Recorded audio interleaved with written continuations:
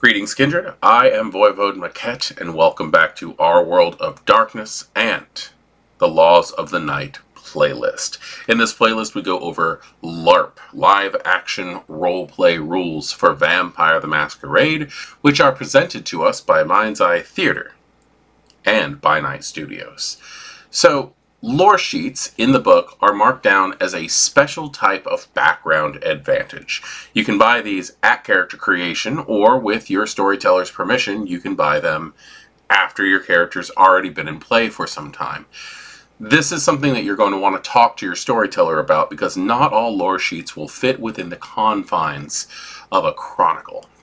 Loresheets are a special way of not only giving your character a special advantage or advantages in gameplay, but also tying them in to the overall background meta plot within the Vampire the Masquerade storyline.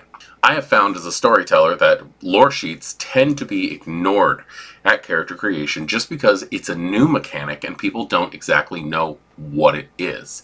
Now, depending on when you're watching this, or even in your chronicle setting, this might not be true for you. You could very well have a game there people are obsessed with Loresheets, and with good reason. People who are used to playing Vampire the Masquerade 5th edition tabletop will know the benefits of Loresheets and exactly what they can do for your character. And there are several options in Laws of the Night and in future publications coming out from by Night Studios. That being said, I do want to point out that Loresheets are a lot different in LARP than they are in tabletop. In the tabletop setting of Vampire the Masquerade, Loresheets are going to add a special nuance to your character sheet. You might get a bump here and there in a background or even a discipline power because you have an associated Loresheet. However, in LARP, Loresheets tend to be a heavier hitting mechanic. They give you massive advantages, and they also should be something that are limited in a game, maybe only allowing a certain number of people out of a larger group to take that amount. Or you could build an entire chronicle completely around a Loresheet. Another huge difference from tabletop to LARP is that, much like all other backgrounds in LARP, the Loresheets are limited to 3 different advantages instead of 5 as they are in tabletop, as there is a condensed way of running things, as with all backgrounds in LARP, compared to tabletop. Purchasing Loresheets can be done with your free points at character creation. At character creation, you get 7 free background traits, and you are completely allowed to dump those points into a Loresheet, getting those free dots. And I want to stress that very much because there's a difference between dots and experience traits. At character creation, you will be given a free amount of experience traits to flesh out your character, to make them an individual. And when you have those are to be spent as experience points. Backgrounds are purchased at 3 experience per dot. But with your 7 free traits of dots, you can just take the points completely without worrying about the expanded cost when it comes to experience. That being said, if you wanted to buy the Sect Veteran Loresheet, for example, taking that would cost you 6 of your 7 free dots of backgrounds. However, if you're going to buy it with your free XP at character creation, it would cost you 3 points for a level 1, 6 points for a level 2, and 9 experience points for a level 3. Bring the total to 18 points if you wanted to buy a complete Loresheet. Now, personally, I am the kind of person who likes to buy things little by little over time so that my character has a chance to grow into what those advantages are. That is my style of playing. It is not the only style of playing. And being able to start with a small amount of a lore sheet to build up the tension is a lot of fun. With that being said, you do not have to buy these in order of experience. You do not have to start with level 1. You could very well start with the 3-point background instead, because what these are associated advantages with the meta plot that your character can take advantage of in any order they wish. You could buy a 1, you could buy 1 and a 3, you could buy just the second one. You can do it any way you want to. And that needs to be kept in mind, that these are not a progression style trait. In that way, multiple characters could start with the same lore sheet and have completely different advantages for taking it. Those who forget the past are doomed to repeat it. You have studied the original Anarch Revolt of the 14th and 15th centuries so thoroughly that you can see the patterns beginning to emerge in the modern Knights of the Damned. You may claim lineage to one of the original founders of the revolt, or you know someone who was there when Tyler killed Hardestat. But it doesn't matter. You know the truth, and you will chronicle the past in hopes of helping the future. Perhaps through your knowledge of the past, you can perceive or even try to control the swelling tide of young vampires showing the signs of rebellion. This lore sheet is only for Anarch characters, and it can be used in a variety of reasons. The Anarch Revolt was a very interesting time in Vampire the Masquerade history. And in its time, we don't just see the Anarch Revolt going through and doing what people would assume, but we also see the creation of the Camarilla and the Sabbat.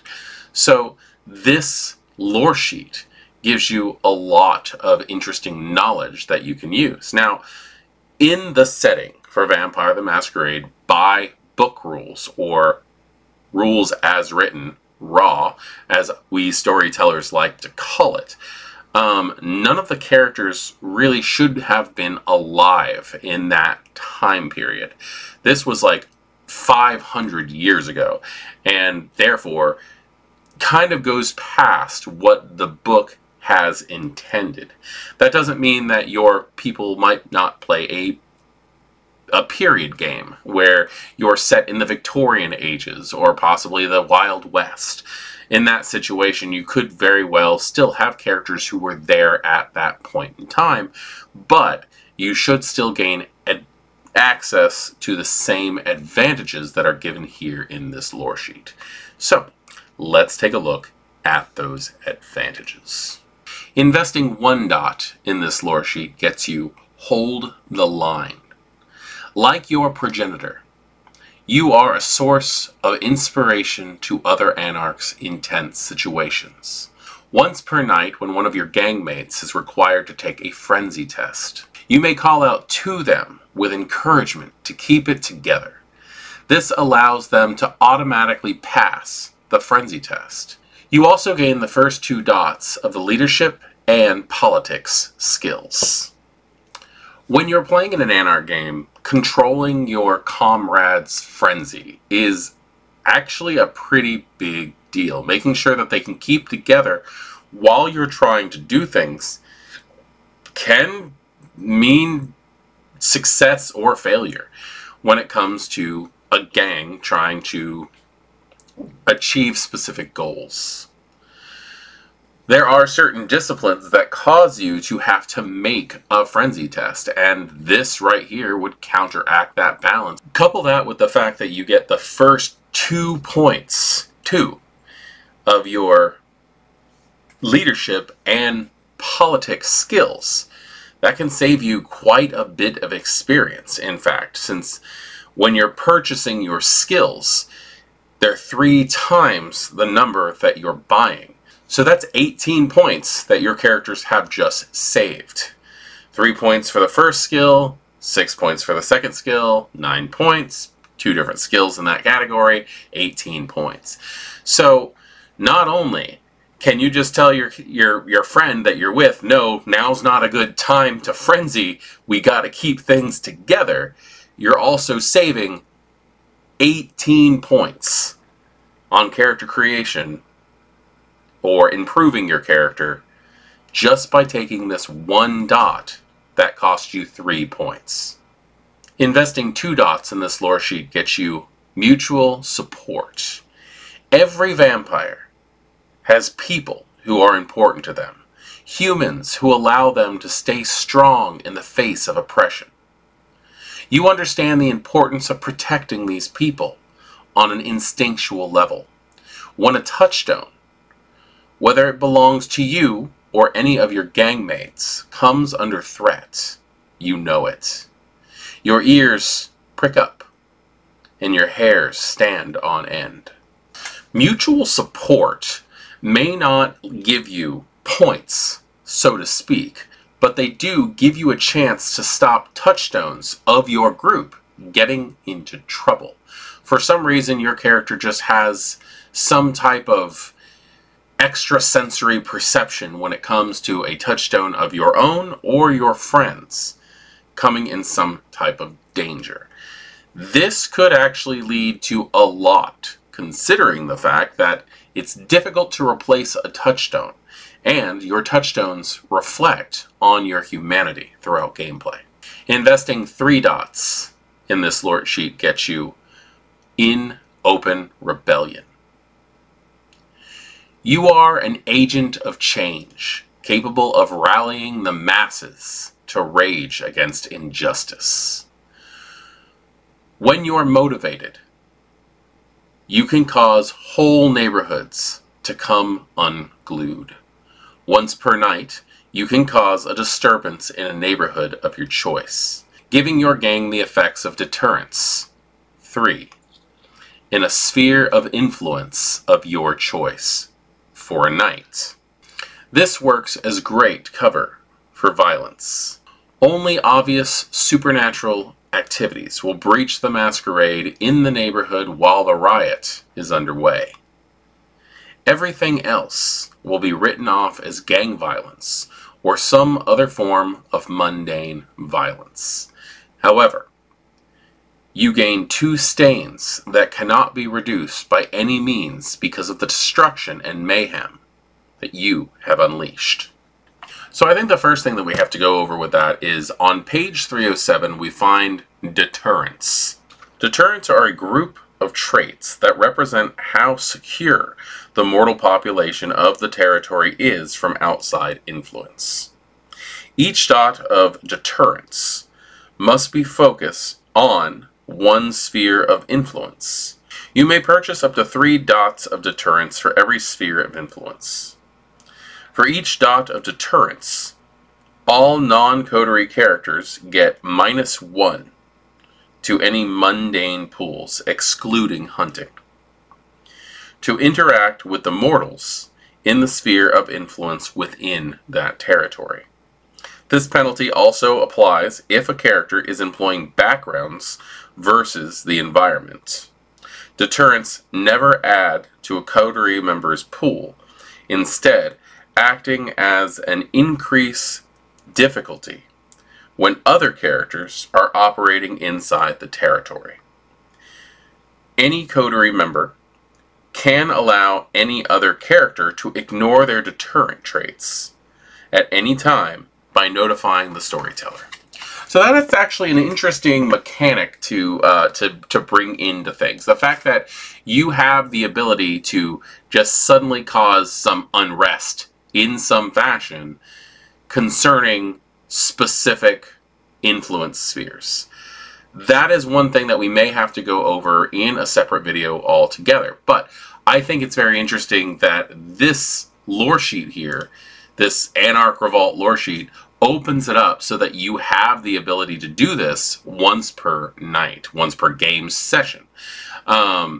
That can cause a lot of issues, especially if somebody is trying to get in there. So basically, you cause a riot, and that can be a huge bump when it comes to like trying to do anything within a territory that you might control. But it also says that you can do this in a neighborhood of your choosing. So keep that in mind, that you can cause civil unrest with this lore sheet in a session. Now, I do think there might be some repercussions if you decide to do this. Eventually, people are going to end up getting arrested. There are going to be people who get injured in these fashions. And this is the kind of thing that reflects the fact that you're going to gain 2 stains for doing this. So where this is a very powerful move, there are consequences that the person who calls it is going to have to suffer. So this lore sheet, this Anarch Revolt lore sheet, which is for Anarch characters only, offers a wide variety of things. Not only free traits on your character sheet, but also the ability to manipulate the city in specific ways when needed. These are the reasons lore sheets are so destructive and dangerous, and should be taken into consideration when a storyteller is putting a game together. Much like in tabletop, when a player takes a lore sheet, in my opinion as a storyteller, this is telling the storytelling team what exactly the players want to see happen in their game. This has been a fun overview of the Anarch Revolt lore sheet, and I hope that everybody is getting as much out of these as I am, because as a storyteller, I'm learning how this system works as well. The Cobweb, also known as the Madness Network, is a pseudo-psychic network that seemingly connects all Malkavians. Some can barely perceive it. Few can actually tap into it. While most of the clan is subconsciously aware of its existence, most individual Malkavians will only experience the Cobweb once or twice a year, like an old forgotten radio suddenly switching on. The experience is different for every Malkavian. The Cobweb catches thoughts and memories chaotically, then moves them as spiders would carry them along its strands. Sometimes the memories won't make sense logically, temporally, or otherwise. The true purpose of the Cobweb is unknown. Some say it is the remnants of the clan founder's consciousness. So tonight we're going over the Cobweb, the thing that integrates the way Malkavians interact with each other. And this is something that has always been a part of the Malkavians, in my opinion. In fact, I've found that I feel like they've kind of toned down the Malkavians a little bit, because most of the time the Cobweb was something that all Malkavians just instinctually have, and they still pretty much do. This lore sheet kind of makes it so that some Malkavians have a stronger connection to the Cobweb than others. And I kind of like that, because it does take a lot of pressure off the storyteller, because now you can plan ahead for how things are going to be used, which can be very useful when it comes to making things seem more sporadic and chaotic. And that's exactly what the Cobweb should be used for. So let's go ahead and check a look at the benefits that taking this lore sheet for Clan Malkavian can add to your story. Investing 1 dot in this lore sheet gets you a break in the static. Once per game, as a simple action, you may ask the storyteller each of the following questions. Am I in danger? And if so, how? Am I on the right track? And if not, what am I doing wrong? Are there any other Malkavians around? The storyteller will give a reply, taking on the role of the Cobweb. The reply is almost never clear or obvious.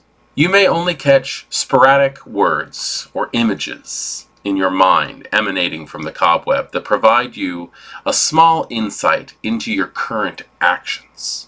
From your character's perspective, they may have attempted to consult the Cobweb, or the Cobweb could have reached out to them unsolicited. So with a break in the static, basically what's going on here is your character, as a Malkavian who has this dot of this lore sheet, is either trying to awaken some type of psychic awareness, which is going to help them understand these specific questions. Or the cobweb themselves is giving them a warning, almost like a danger sense in some cases. Or also the ability to notify whether or not there is another Malkavian in the area. I like the way that this is done because it reflects the way that Malkavians used to be run prior to 5th edition anyway. In my personal opinion, I think that if you're playing a Malkavian in a LARP setting, you should probably at least invest 1 dot into the cobweb for this benefit. Investing 2 dots into this lore sheet gets you the call. 3 times per game, you can spend 1 standard action to broadcast a single 5-sentence message to the cobweb, or create a special beacon, flagging a location as a special place of interest. Any Malkavian in the same city can perceive such messages or beacons, even if they do not have this lore sheet. How they perceive the message, and if they choose to travel to any beacon, is wholly up to them. I like the call because it mimics the way that the presence power summon works, on how it doesn't force a character to go into some type of direction. And you can really stop and think about how your character is going to utilize this. Is this something that you're doing on purpose? Is it something that you're doing maliciously?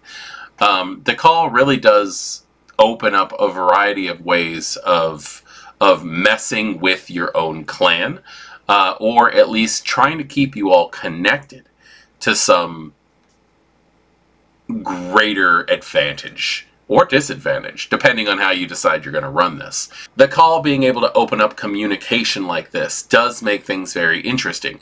Could you imagine playing a character who kidnaps a Malkavian, and then suddenly every Malkavian in the city is just like coming in from all sides? There's just so many interesting ways that you can run this one. Investing 3 dots into this lore sheet gets you Pluck the Strands. 3 times per game, you can utilize the cobweb to obtain information that would normally require a skill check to know, such as academics, finance, science, or occult, including lore checks that would have a difficulty of 6 or less. Instead of the normal difficulty assigned by the storyteller, your difficulty is always 3, as you tap into the shared consciousness of your clan. You can't learn personal information such as the location of someone's haven or who murdered your ally. The storyteller may choose to tell you that the information that you look to glean is too mysterious. In this case, the attempt does not count as having spent one of your 3 uses of this advantage. However, you can glean information about an oblivion ceremony you witnessed, or know the precise process on how to repair a broken semi-truck. The examples that they give for Pluck the Strand and how they work, I think, are kind of interesting because, I don't know, the way that they're presented here kind of comes off as a, by the way, you can do this also mentality, but really what you're doing is you're gaining information from stealing it from other Malkavians' minds that are in the area. I like this a lot because it does open up a lot of interesting ideas for story hooks to be just thrown into the Malkavian network.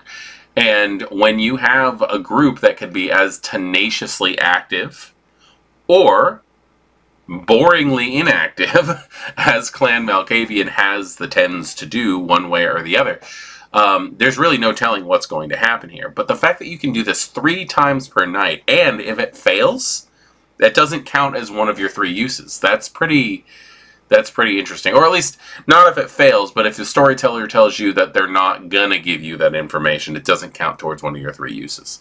I think that's very interesting, and I think that opens the door to a lot of possibilities when it comes to just the idea of a shared consciousness in a LARP setting. So the cobweb Malkavian-specific lore sheet is one of those things that really can just add a lot of interesting detail to a game. How many Malkavians do you have in game can really determine what kind of information your character is going to end up getting. Not to mention how many NPC Malkavians are in the game. This is a chance for the storyteller to really just kind of throw like clues and stuff towards characters if they're asking roundabout right questions. Because sometimes it can be a little difficult to get a story going. And this, I feel, is a gift from the gaming gods that allow it to happen. Not every ministry member is a hardliner of the Church of Set, but you are. Dedicated to hardline Setite orthodoxy, you and other members of the Church of Set believe that you must conspire to weaken all other clans and their founders to pave the way for your founders' resurrection. Perhaps you are a new member, desperate for mentorship in the hostile world you now find yourself in. Perhaps you reject the chains of servitude to the antediluvians and seek freedom from all other forms of enslavement through the teachings of Set. So tonight we're going over the Church of Set lore sheet, which is ministry only in Vampire the Masquerade, Mind's Eye Theater's Laws of the Night. This is an interesting lore sheet because there's a couple of different ways that you could in fact look at it. You are a ministry member. Does that necessarily mean that you are a member of the ministry clan? I'm not really sure how that's going to work because there are other members of other clans that are not technically Setites or followers of Set or ministry, depending on how you want to look at it. I think as a storyteller, I would basically say that this lore sheet is for the clan ministry only, in my opinion. But other storytellers might look at it in other ways. That doesn't mean that you can't have clergy of different clans or congregates of different clans. But I do think that this should be kind of like stuck to the bloodline. And we'll go over everything and see exactly how that works here. So this right here is the cult within the cult of the ministry. So let's go ahead and see how the various advantages work in this context. Investing 1 dot in this lore sheet gets you congregation. You have access to a flock of kine from the fringe religions or cult that you can manipulate and feed from. You may choose 5 dots from the allies, havens, herd, or resources backgrounds and their associated advantages.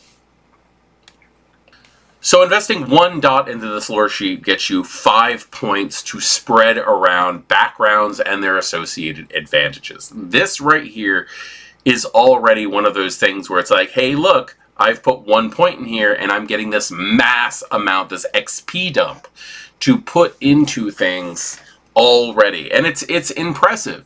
But it's also one of those things that you're looking at an advantage for a specific purpose. And having a congregation of humans, it says kind, therefore humans, who are willing to do things for you as per the dots that you associate them with, can definitely lead to some incredible advantages. Just wow when you stop and think about what this could actually mean for your character and what you could accomplish with a ministry member in your city. Investing 2 dots in this background gets you degenerative process. The Church of Set teaches that chains can only be broken through hitting and understanding rock bottom. By indulging in corruption, they rise anew. If a character chooses to willingly gain a stain by breaking a chronicle tenet, which cannot be reduced in any way, you may gain 1 hunger and lead the character in prayer for 5 minutes. After 5 minutes of prayer is complete, They heal 3 aggravated damage. You may do this once per night, per person.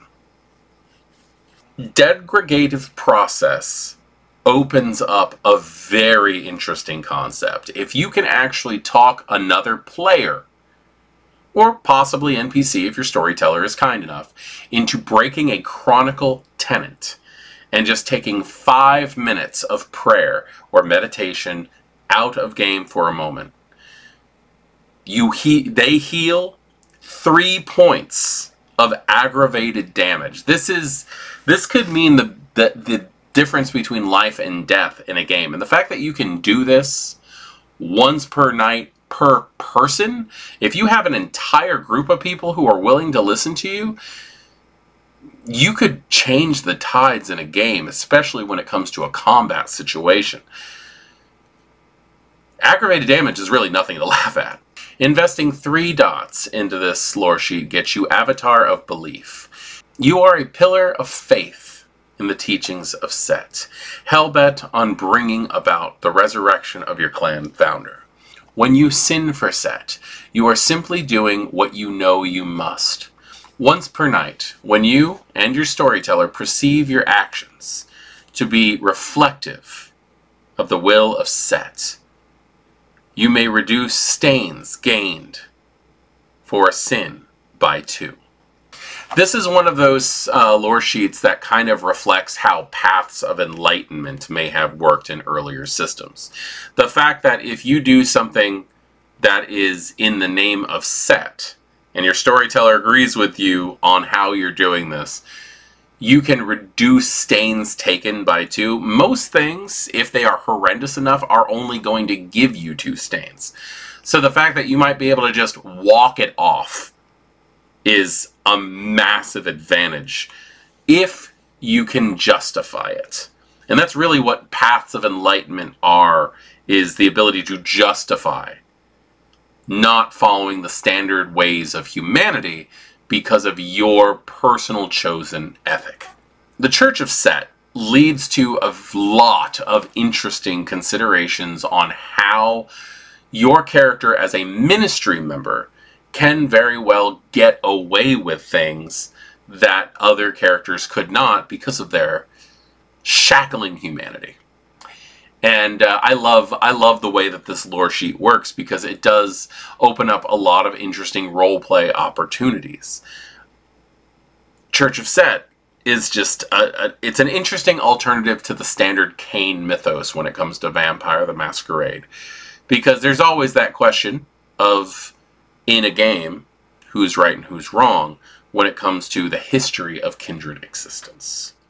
Every Kindred knows that blood carries with it a certain resonance, and those resonances carry the ability to be manipulated and controlled, to produce new and possibly unique powers ripe for Kindred use. The circulatory system is a coordinated effort of mortal trafficking among vampire society. They track each vessel and the properties of vintages that flow within their veins. Members of the circulatory system interact with it in a variety of different ways, including transporters, smugglers, scientists, and consumers. What's important is that the work continues, and it remains far away from the prying eyes of mortals who might shut it down. Even the loss of a vessel before their time causes only the slightest drop in overall profits, while a suitable replacement is found. So we're looking at the circulatory system tonight, which is a touchy subject when it comes to Vampire the Masquerade in general, because we're dealing with a very, very dirty aspect of vampire life, and that is the human trafficking. This could very well be something that violates lines or veils or anything like that in your game, but it is one of those things that it happens in the background of vampire society that a lot of Kindred just do not want to acknowledge is happening. This is one of those things where if they don't notice, they don't tend to care. But the circulatory system is a thing in the world of darkness, and how it runs in your game as a villain or a savior is 100% up to not just the storyteller, but also the players in a game. So let's take a look at the different benefits for this lore sheet. Investing 1 dot in this lore sheet gets you secure transit. The circulatory system moves important vessels using armored vans and armed ghoul drivers. These protected modes of transit are dangerous and difficult to attack. Sometimes you can hitch a ride in one of these vans. Once per month, you can arrange for secure travel in your city for up to 6 kindred with little effort. If you are participating in a connected chronicle with games of different cities, you may use secure transit to travel safely to another city where the circulatory system is present. Secure transit offers some very, very interesting possibilities for inter-city gameplay, which I like. The idea that you can occasionally arrange safe passage within your own city, I mean, that's something that it could definitely be helpful if there is something happening that makes travel in the city dangerous, which by all means a story can definitely lead to that area. But the idea that you can basically say that the reason you're popping up in another game, in an interconnected network of games, through the circulatory system, that's quite interesting. That's actually what catches my attention when it comes to this point of the lore sheet. Investing 2 dots in this lore sheet gets you farm upstate. Through your connections to the circulatory system, you have developed a farm of valuable vessels with blood potent enough to convey benefits to kindred drinkers. You gain a 3-dot herd with 2 dots in the friendly advantage. 3 dots of herd is nothing to scoff at. In fact, having that kind of thing is important. But what exactly does the friendly advantage do? If we open up to page 156 in the Treasured Laws of the Night book and take a look at that, it says that the advantage friendly, which you get 2 points of here, your herd is a group of people pleasers, outgoing and eager to make new friends. They usually travel in pairs or groups, and they're happy to expose a vein for those who are with you, as long as you can vouch for them. A friendly herd cannot be skittish. So a level 1 in friendly says that when you slake a hunger from your herd, one of the other characters may slake the same amount. A level 2 in the friendly advantage says that when you slake hunger from your herd, 2 other characters may slake the same amount. So basically you are opening up with this point of the lore sheet, you're opening up to 2 other players mechanically. I like how a lot of the mechanics can basically be redistributed by not using fluff. In my personal opinion, if you have the circulatory system with friendly at 2, all that's doing is giving it so that you can feed 2 other characters the same amount that you have. And it's not saying that the characters are like, that the NPCs that you're feeding from are going to be okay with it. Now, it does say that they cannot have the skittish disadvantage, and that says skittish requires herd times 2. Your herd is easily frightened. You have managed to gain their trust, but for how long? Each time you slake hunger, you must test using your predator feeding pool. On a failure, you cannot use herd again for the game session. So, like I was saying, this allows you the benefits of friendly, but it does not necessarily mean they're happy. You're not going to have to throw a predator pool test on this due to the fact that these people are captive, they cannot get away. This is not a happy time for them. I want to point that out. The circulatory system is in fact human trafficking, and it is not meant to be something happy. using the circulatory system, I think if you don't have the merit, and like as a storyteller, I might even, depending on humanity, I might even give a stain or two. But I'm also a mean storyteller, so, you know, let's check on the next one. Investing 3 dots in this character sheet gets you Blood Sommelier.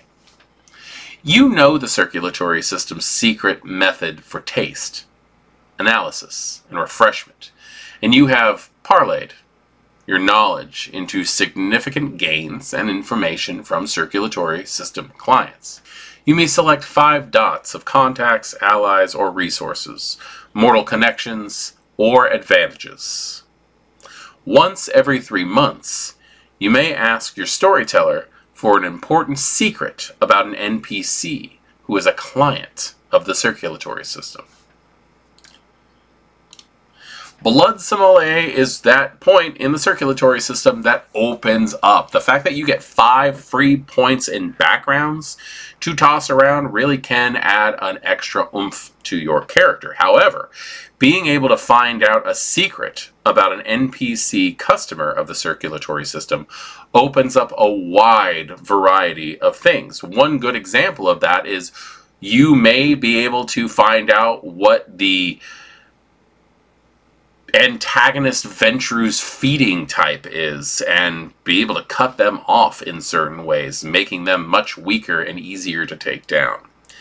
That's just one example of many things that you can do. But the circulatory system does open up to a lot of weird and dangerous and interesting roleplay that is morally ambiguous. So take that in consideration of how your character is going to be. There's a good chance that a high humanity character is not going to be like, you know, shipping people from city to city because they like the way they taste or they get a better blood resonance from them. That's just, you got to take in consideration that we are playing a game of monsters here.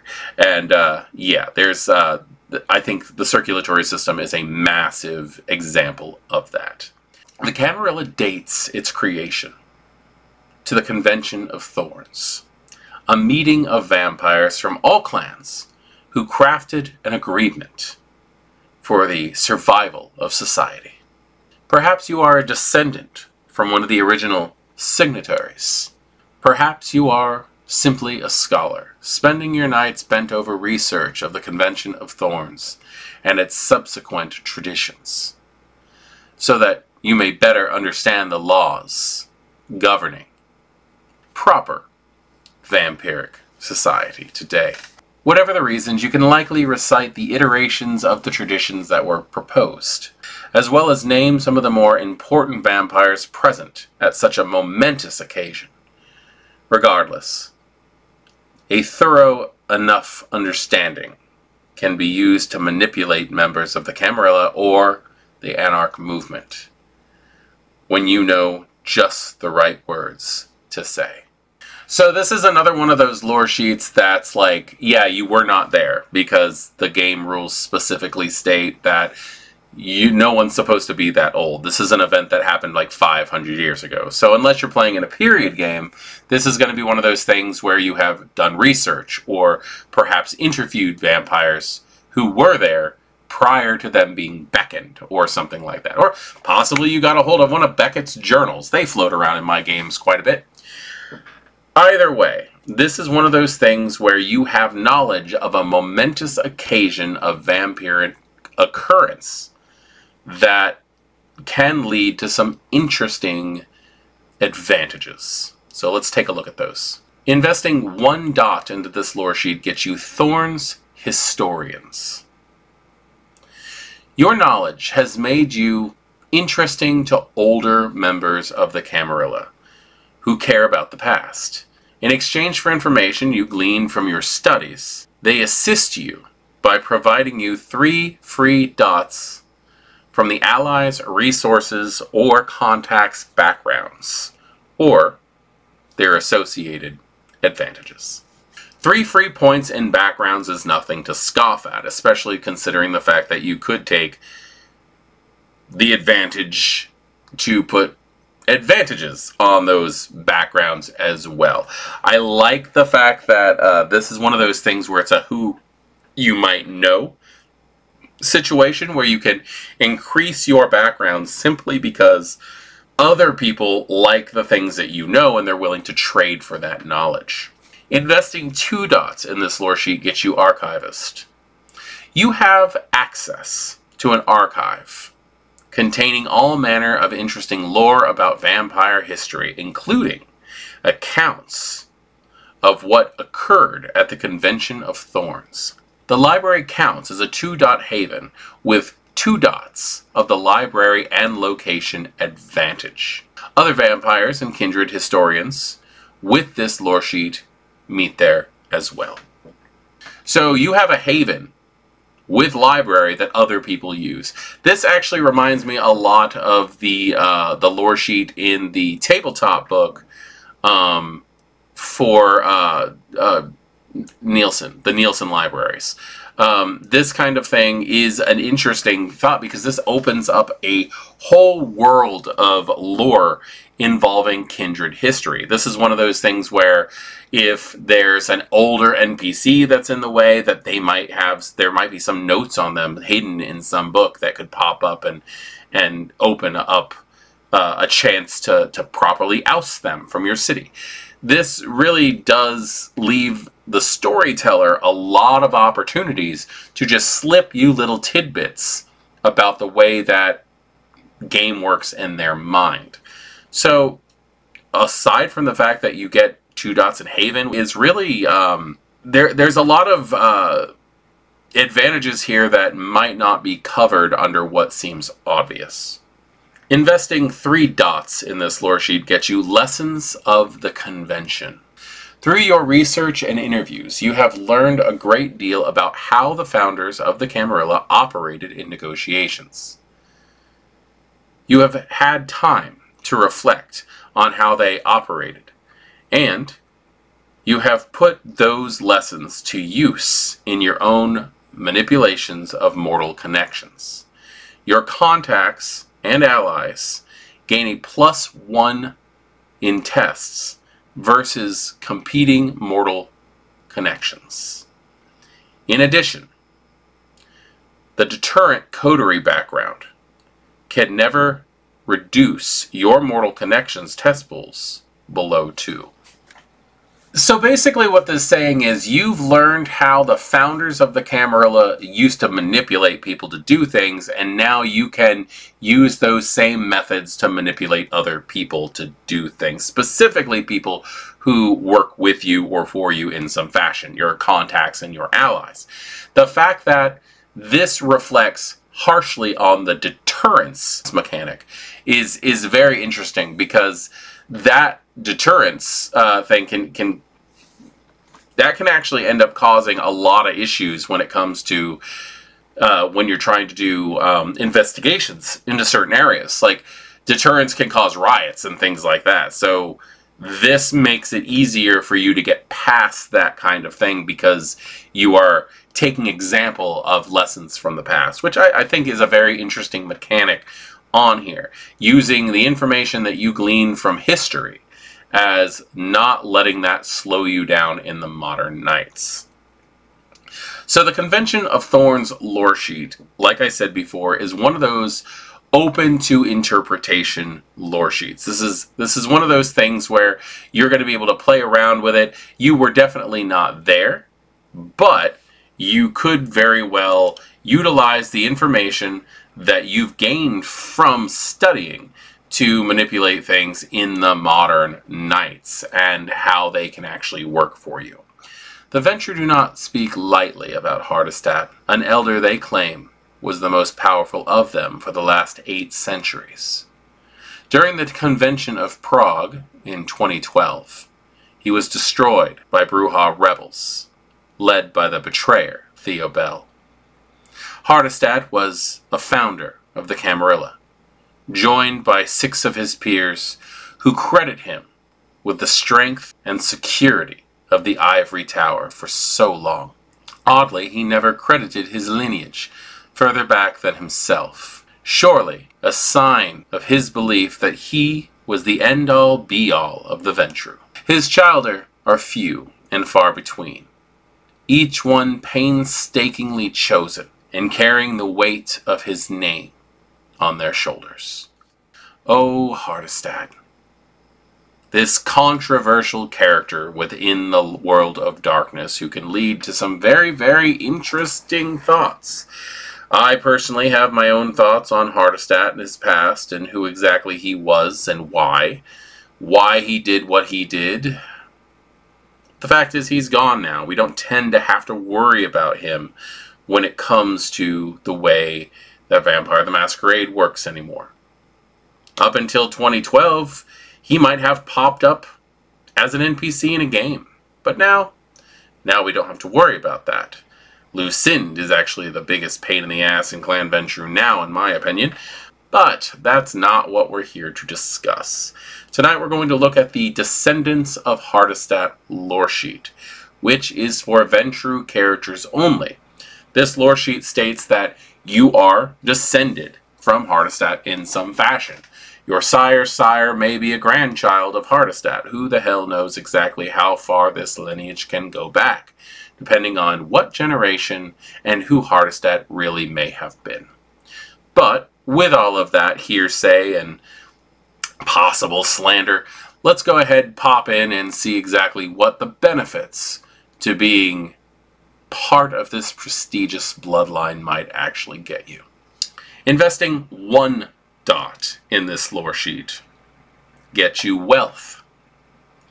You descend from one of the greatest Ventru ever to rule the night, and his lineage wants for nothing. You gain 3 dots of the resource background with the liquidity advantage. These dots can never be lost or blocked. So you got money. That's basically what wealth means here. You get 3 dots in resources, which I would like to point out on page 157 of Laws of the Night.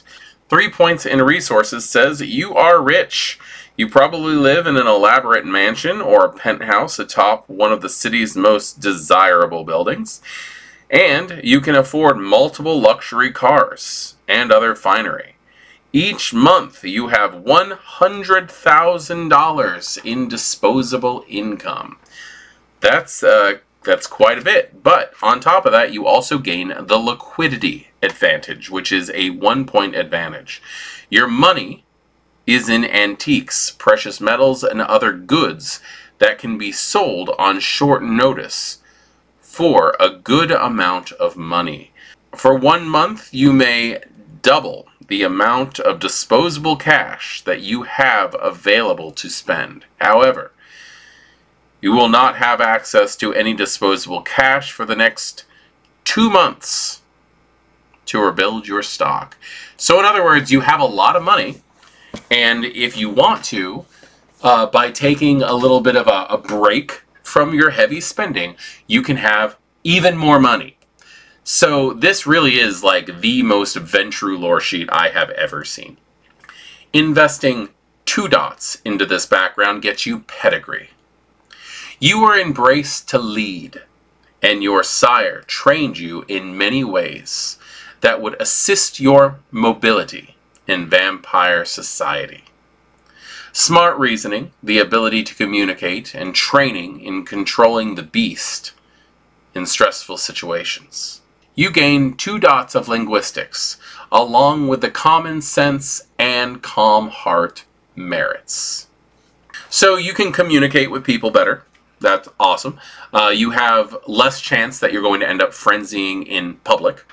And you have been taught in a way that your storyteller will come up to you and go, is that really the best idea? There are actual mechanics to the way that common sense and stuff works in this book, and these are all massive benefits when it comes to the way that your character may interact with the outside world.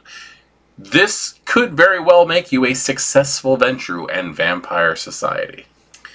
Investing 3 dots into this Loresheet gets you control. You epitomize the strength of will that Hardestat was known for. And your will extends even to your blood.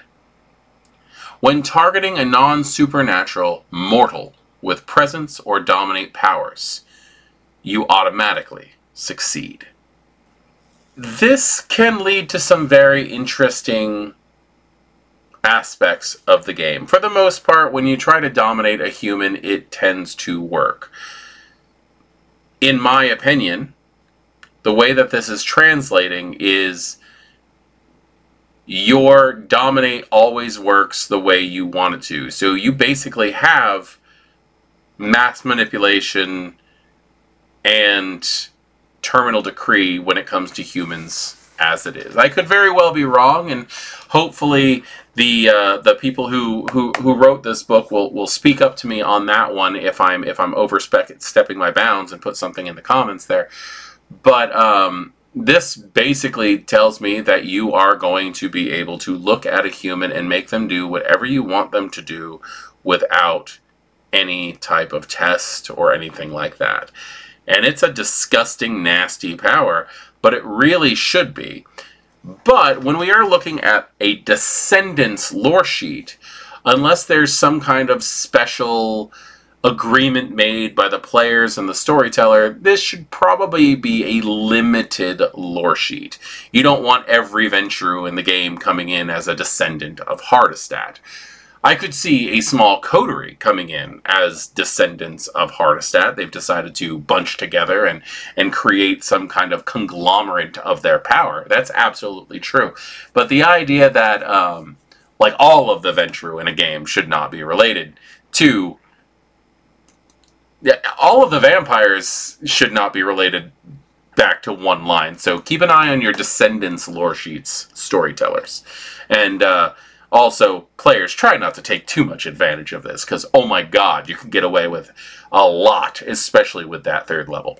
I am Voivode Maquette, and this has been a look at the Descendants of Hardestat lore sheet for LARP, for Vampire the Masquerade, in the Laws of the Night for 5th edition. There are legends of a beauty so exceptional, so exquisite, that mortals died simply to get a glimpse of her face. To hear the Toreador talk, Helena is the source of all of those tales, and none of them compare to her actual beauty. Where one might get a glimpse of her seems to be the real question, as some claim to have seen her in the Americas, locked in a bitter battle with a rival. Others claim that she runs the most prestigious vampire nightclub in the world. Still, others whisper that she is the lover of the clan founder, spending her nights attempting to reawaken the clan's antediluvian. All the members of her lineage are beyond talented, exemplifying the role of the Toreador above all else. Your connection causes admirers to line up to meet you, hoping that you might bring them even the small step closer to her. So tonight we're going over the Descendants of Helena lore sheet for Vampire the Masquerade live action. That being said, Helena is a near mythical character, and if you look back into her history by doing a little quick search, you will find that she is in fact Helena of Troy. Helena Troy, who launched 1,000 ships and caused the Battle of Troy and all of that wonderful thing. She has a very interesting history.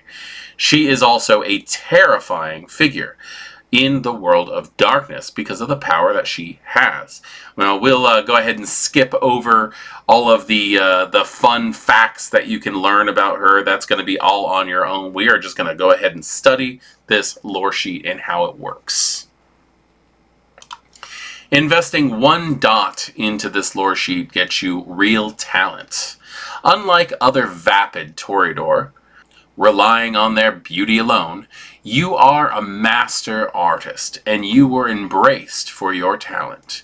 You gain crafts or performance of 5. So directly, straight out, the very first thing that you get is talent, and you start with 5 points in crafts or performance at no cost to you. If you are taking this at character creation and you're just buying with your free dots of backgrounds, you have put 1 background towards 5 dots. That's expensive considering the fact that buying into a skill is going to cost you 3 dots times the new level. So that adds up quite a bit. You've already surpassed most of the other Toreador. Not to mention where in live action you get a specialty for each dot that you take in that lore sheet. So you are a talent across a complete array of skills. Investing 2 dots into this lore sheet gets you popular. People like you, and they want to forgive you for your trespasses. Once every 3 months, you may apologize and pay a minor boon to an officer of your sect who could use their position to reduce your status by 1 dot. Instead, they must accept your boon without reducing your status. So every 3 months, you could just go, I'm sorry, and offer a minor boon to stop your status from dropping if you did something that could very well make your status drop. That could come in very, very handy considering how difficult it can be to make status go up. We will end up doing a video specifically on how status works and how the pre-station of Vampire Society is actually set up in Laws of the Night at a later time. But the idea that you can just go, oh, I'm going to lose status, but I'm sorry. Can I do something for you? Possibly get you into a nightclub that I know? That carries a lot of weight, especially for someone of Clan Toreador. Investing 3 dots into this lore sheet gets you Succubus Club franchise. Helena succumbed to the beckoning in recent years, leaving her famous Succubus Club in Chicago to a manager. However, you have license from your lineage to establish a franchise Succubus Club in your domain. You gain 4 background dots, selected from resources, fame, and mask backgrounds and advantages, so long as the club remains open. The comfort level of your domain gains a 2-dot bonus. Multiple Toreador in a domain may benefit from this lore's mechanical benefits. However, if there is more than 1 descendant of Helena in a domain, they are involved in running the same Succubus Club. I do have to start off by saying that I love the fact that you cannot have more than 1 Succubus Club in a city. That is amazing. The fact that they have to team up and go for it is very great. But also, those are a lot of very interesting advantages to be able to gain for having a nightclub, and I can see how those can be a massive help. For those of you who want to play the social game, and Clan Toreador they dominate the social scene, this is definitely a lore sheet that I would be interested in taking. But I'm very interested in knowing exactly what you guys think about that specifically. I don't typically ask when it comes to these lore sheets because they're pretty straightforward. But how exactly would your character as a Toreador take on the responsibilities of running a Succubus Club? Modern knights have shattered the pyramid that was once Clan Tremere, scattering them to the winds. Of those who remain, the oldest is former Justicar Karl Schrecht. Embraced in 1235, he had been a vampire hunter during his mortal years. Before the schism, he served the Camarilla by hunting the Sabbat, the Anarchs, and any other occult menace they identified. Now, what's left of the clan within the Camarilla looks to him for guidance and leadership. His descendants hold true to his hardline beliefs, enforce the traditions, strengthen the clan, and hide the secrets of blood magic. Carl Schrecht is another one of those big characters, big NPCs that can cause waves. And the fact that your character, if you've decided to take this lore sheet, is related to him, could cause a lot of fear to people in the know. If they don't know, it might be a good idea for you to let them know exactly who you're descended from. Investing 1 dot in this lore sheet gets you ritual preparedness. Carl Schrecht has remained alive due to endless near-paranoid preparation, and your character has learned this lesson through their lineage. You keep the items needed to cast different rituals close at hand, and you also happen to know a few magical shortcuts. Once per month, you can perform any of your blood sorcery rituals in 1 minute. You are assumed to have the necessary mundane ingredients required due to your preparedness, or your ability to make do. This one right here can actually cause a lot of upheaval in a game, in my opinion, and I like it. Upheaval's not bad, especially in a LARP situation, because your character can do a ritual within a minute, and that cuts down the time for doing a ritual a lot, considering exactly what it might be. The time that it takes to do a ritual can vary depending on whether or not it's a level 1 to a level 5. So if you're trying to do a level 5, which would take a significant amount of time, and you can do it in a minute, you can cause some like incredible effects. We'll just put it like that way, effects, in time that people would think that they have the ability to respond, and they don't at that point. Investing 2 dots into this lore sheet gets you know the world. Your family knows that knowledge is power, and you have gathered an archive of literature about Kindred and all manner of other supernatural beings. Gain 2 dots of the Haven background and 3 dots of the Library Advantage, representing this archive. Once per month, you can ask the storyteller to answer a general question about werewolves, magicians, wraiths, fae, or other supernatural entities, and receive a truthful answer. This question cannot reveal current events, such as the current leader of the local Sabbat pack, only long-standing information. This point of the lore sheet basically gives you lore. It gives you the ability to know how things work, what things' weaknesses are. Long-standing information could even be, you have information that your grandsire collected in the territory that you have of where the Guru meet, or something like that. Like this does open up a lot of things, but it does force the storyteller to understand what some of the history of the domain they are running in should be. So keep that in mind, storytellers. You do need to be on top of your toes when you're dealing with some of these lore sheets. Investing 3 dots in this lore sheet gets you surveillance.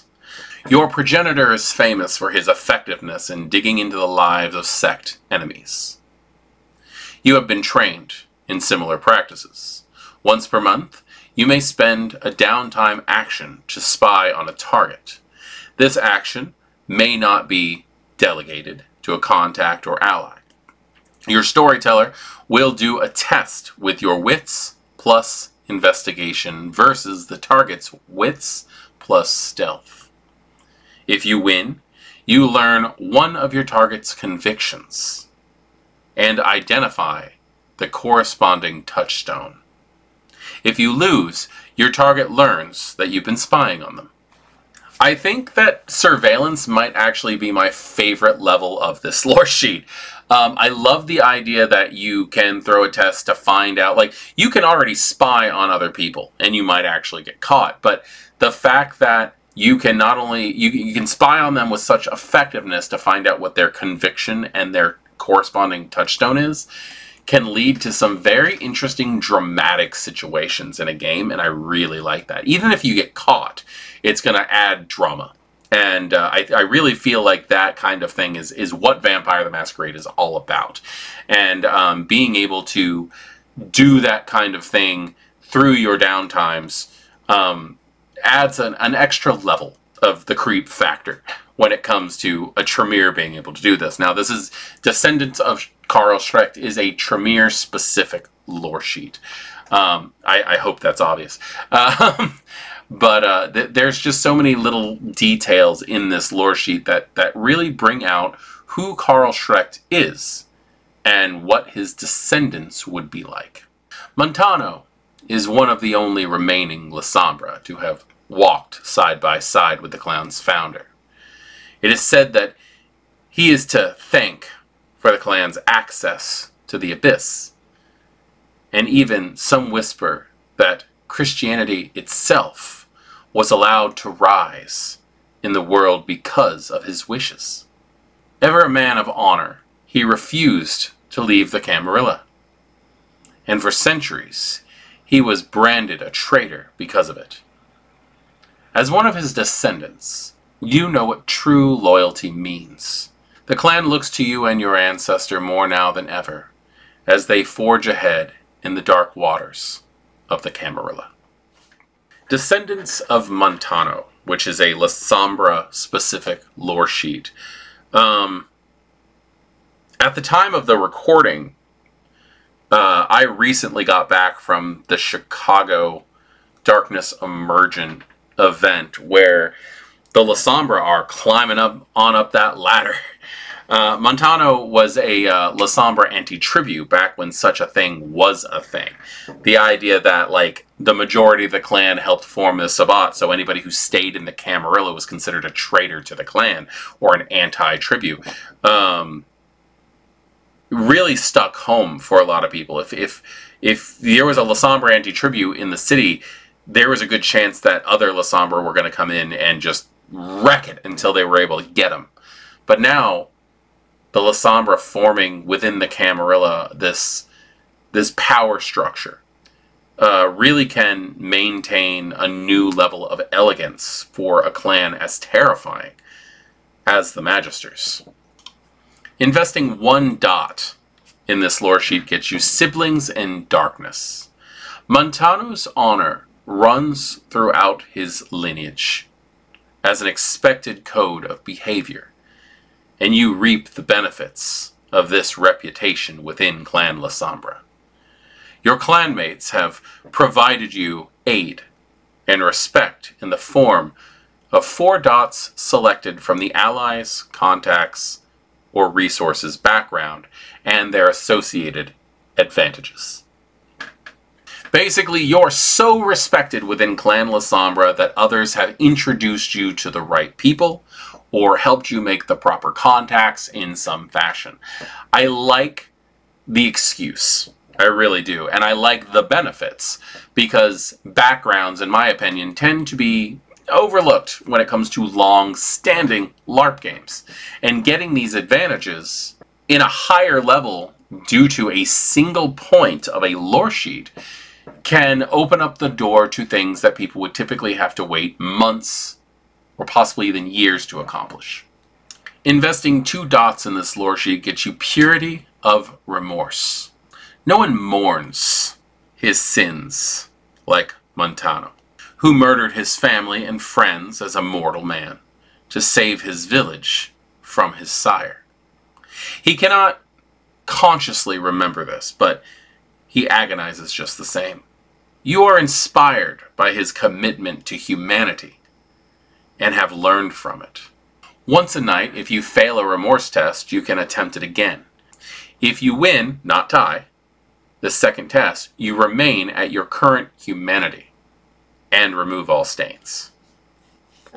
Given the fact that Clan Lasombra is known for its ruthlessness, the fact that they have something tied in to the way that their humanity works in a system, like the ability to maintain their humanity by actually feeling bad about it, and even taking a second to go, no, I really should feel bad about this, which is effectively what these mechanics are saying.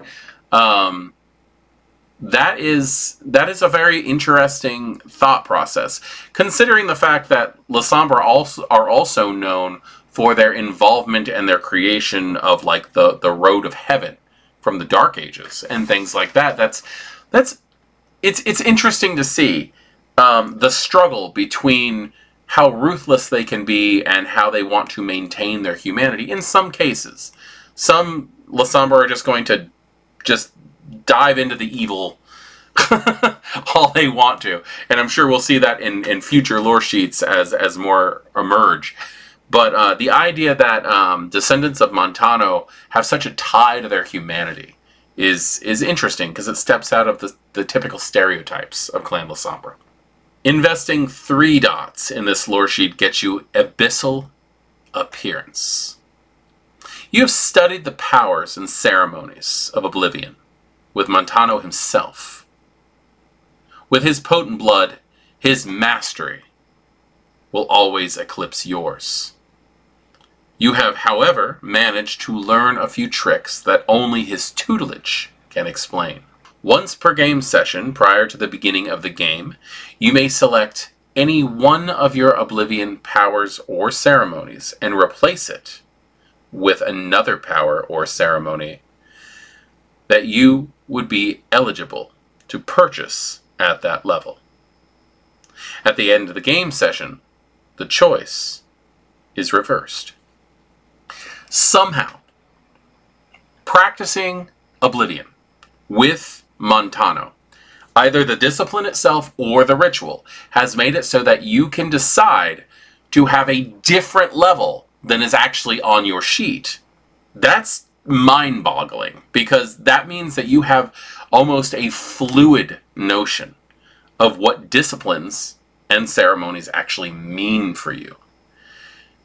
You can choose different powers that you don't have. You could, for all intents and purposes, rewrite the way that Oblivion works for you. That's incredible.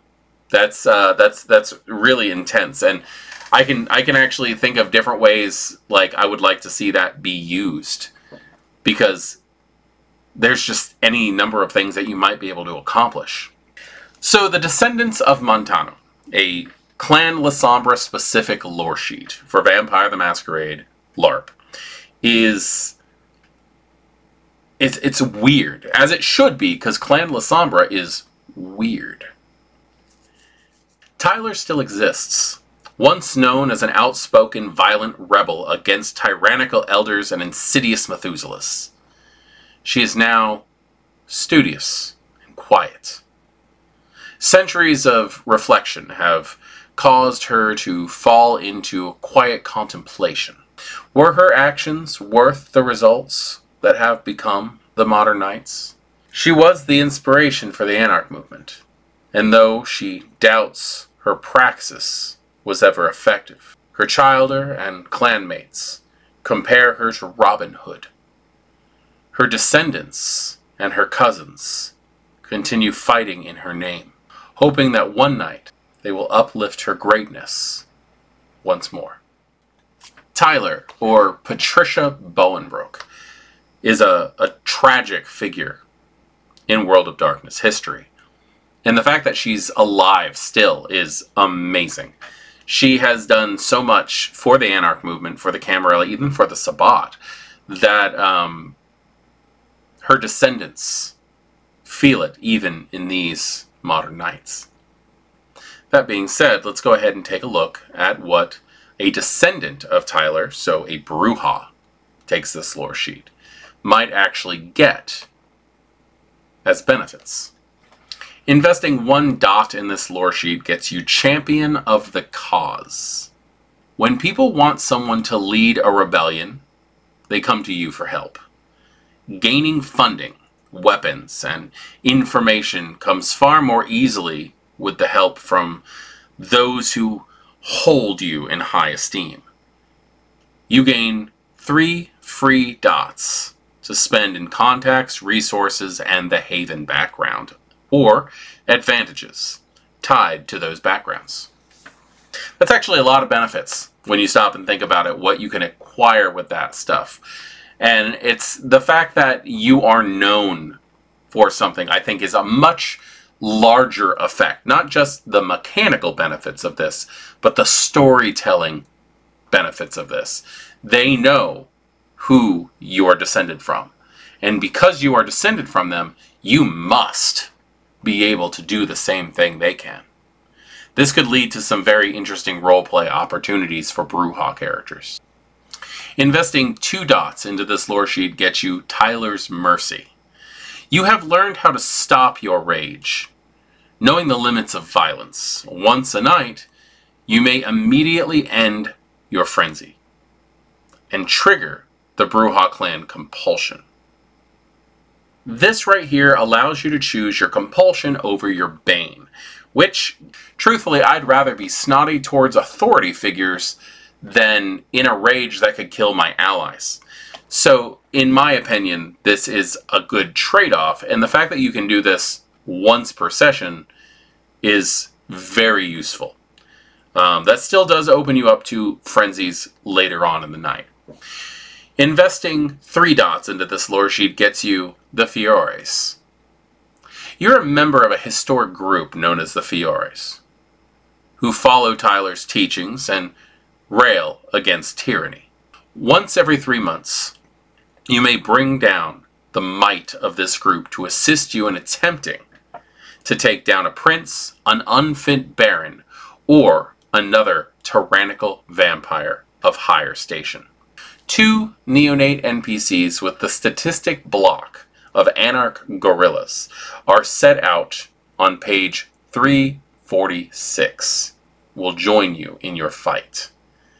These characters are controlled by the storyteller. Attempting to use these vampires for improper purposes will lead them bringing you before Fiore leadership for justice.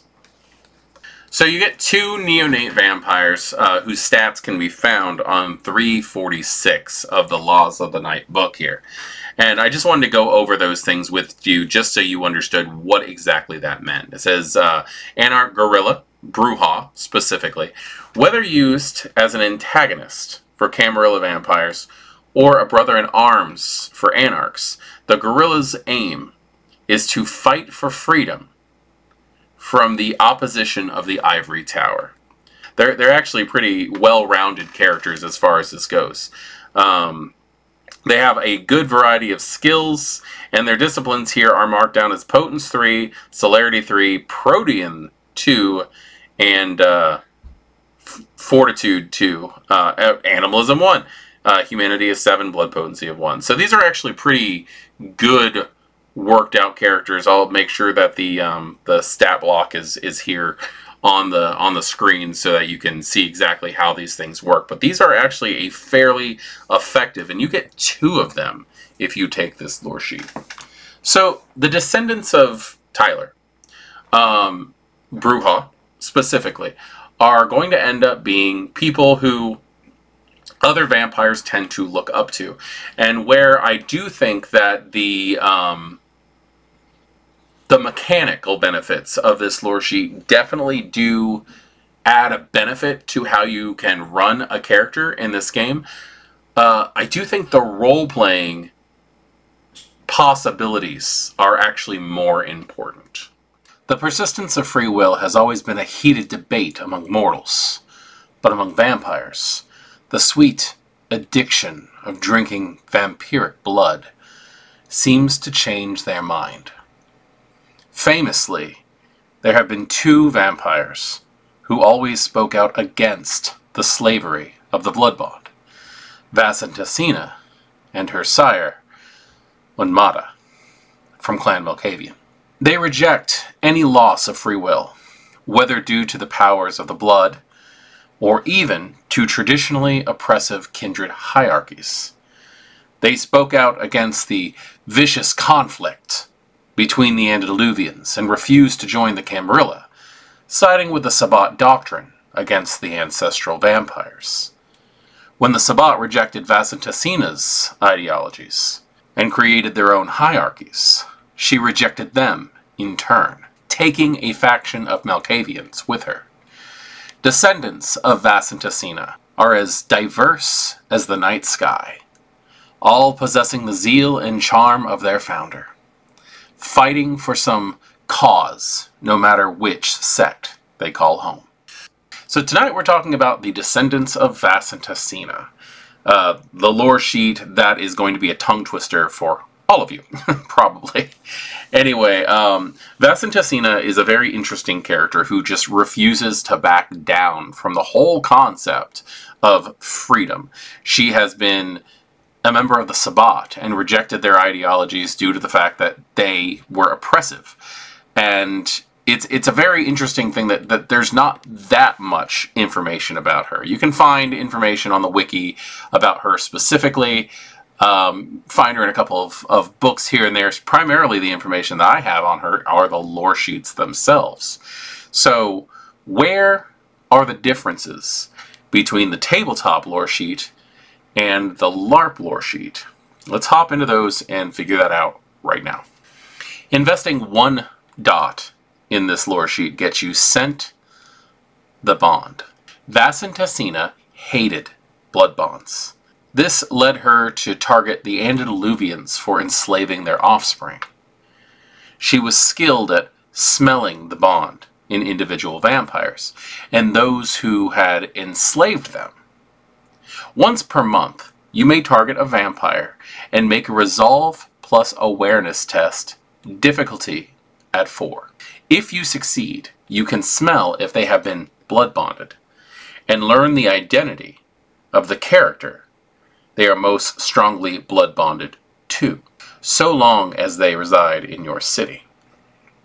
I think it's interesting that this one is separated by time. The idea of you can only smell it every once in a while, I think it has more along the lines of you have to like take the time to clear the air, so to speak, to make it so that you can tell the difference. Because not only are you smelling a bond on an individual, and to be 100% honest, if you stop and think about it, all vampires are going to have a slight scent of the blood bond because they've been embraced. The younger the vampire, the harder it is probably to tell. But you're actually identifying the individual vampire in which they are bound to. I think that could come up and be fairly interesting in any situation. Investing 2 dots in this lore sheet gets you Agent of Chaos. Vasantasena's dedication to principles of free will was as legendary as her ability to resist those who would bind her. You have inherited a small amount of this power. Once per game session, when you are called upon to resist a mental or social challenge that would inhibit your free will, you may gain 1 hunger to automatically win the challenge. I enjoy the whole concept of this one, primarily because what it means is your beast overpowers the individual who is trying to subjugate you in some fashion.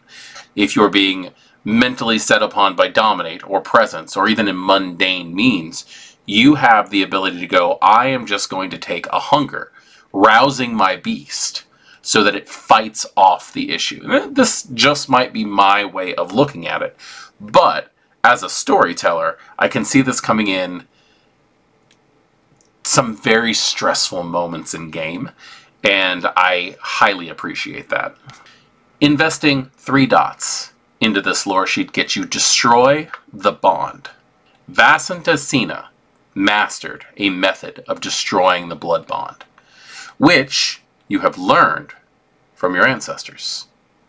Once every 3 months, you may carry out a ritual that requires you to drink a mouthful of the thrall's blood. This does not cause you to become partially bound to them. You must then ride out an immediate frenzy of a type selected by your storyteller. Once the ritual is complete, the blood bond suffered by the thrall is destroyed. Things like this really make me wish that I knew the whole monologue that the character Hesha gave in the Fall of Atlanta series when talking about the blood bond. I'm pretty sure it was something like, there are 7 ways to break the blood bond. 1 is unforgivable. 3 are mythical. It just goes into all these these little details, but it's so vague and it doesn't tell you what any of them are. And I think 1 was a lie or something like that. But I like the fact that there are ways in 5th edition storyline to break a blood bond. And the fact that this is carried over into the live-action edition of Vampire the Masquerade really gives an interesting a way of play. Because how many people are going to want their blood bonds broken when they're established? And also, how many people are going to trust a troop of effectively hippie Malkavians who can say, oh, I can set you free with this weird ritual that I can do once every 3 months. It's a very interesting way of going about things, but the fact that it does, in fact, break the blood bond, I don't know. I guess I expect my players to play out what their characters would do and not just what the mechanics of something says. I want to follow the mechanics, but I think there should be some resistance when it comes to that kind of thing. So that was the Loresheet Descendant of Vasantasina, which is for Malkavians only. And it leads a lot about free will and blood bonds, and Vasantasina is just such an interesting character as she is. I haven't had a chance to utilize or to storytell with this Loresheet yet. But it's I don't know, it just always keeps me guessing on what is the World of Darkness going to throw at us next. It's rare to find a gangrel who still claims membership within the Camarilla. And Xavier is the reason. Often ignored by the other Justicars, he was not truly noticed until he walked into the Conclave, claiming to have encountered an antediluvian who had destroyed the rest of his coterie. Even then, his claims were rebuffed. In return, he resigned his position as Justicar and left the Camarilla after accusing the remaining Justicars of perfidy against their members. Word spread slowly throughout the clan, but they too eventually discarded the safety net of the sect. Xavier met final death soon after, though the exact method is largely unknown outside of his descendants.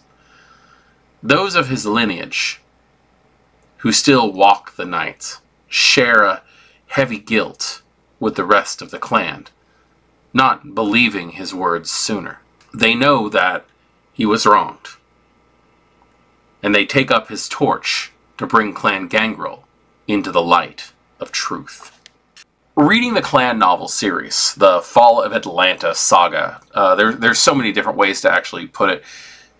The Gangrel storyline, featuring Ramona and the exploits that happened at Table Rock. If you haven't read it, you need to read it. It was so amazing and heart-wrenching. The Gangrel really suffered a lot back in 1999 in the World of Darkness storyline. Xavier himself was just such a painful thing to experience. And that's really what I see reading that was an experience. Xavier had adventures after the events in upstate New York, where he is said to actually have run into the Gangrel antediluvian, Anoia herself. He experienced things, he grew as things, and these things, being that close to a third-generation vampire, is what bleeds down into his clan this night. So let's go ahead and take a look at what this Loresheet, being a descendant of Xavier, really can bring a Gangrel in Vampire the Masquerade LARP. Investing 1 dot into this Loresheet gets you where the bodies are buried. Xavier's knowledge of melding with the earth left a mark on his own lineage, as he, and possibly you, have experienced visions of being inside the clan's founder's vast inhuman form. By making a successful Resolve plus Awareness test versus a difficulty of 4, you can detect any vampires currently using Earthmeld, or who lies torpid beneath the soil, within 75 miles of you. In addition, once per night, if any of these vampires are gangrel, you may choose to mystically drain a small amount of their blood from them, supernaturally resetting your hunger to level 2. These gangrel are aware that they have lost some amount of blood, but not why, unless they are also possessors of this Loresheet. The loss of blood does not alter their hunger, nor does it cause the blood bond when you ingest it. That's an interesting thing to be able to do as a gangrel. You can seep into the ground and basically pull blood to you within 75 miles to reset your hunger to 2. That's actually pretty big. And the fact that some of them might know why, but not exactly where it's gone, is I don't know. It's one of those abilities that's like you use this when you need to. Because what if you're at hunger of 5 and you go ahead and you go down into Earthmeld and you just activate this? This is something that can definitely bring about some tipping of the scales as far as gangrel go. Investing 2 dots into this Loresheet gets you Monstrous Bat.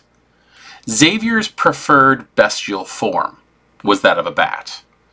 Following his encounter with the Antediluvian, he found that he had the ability to change into a hybrid human and bat.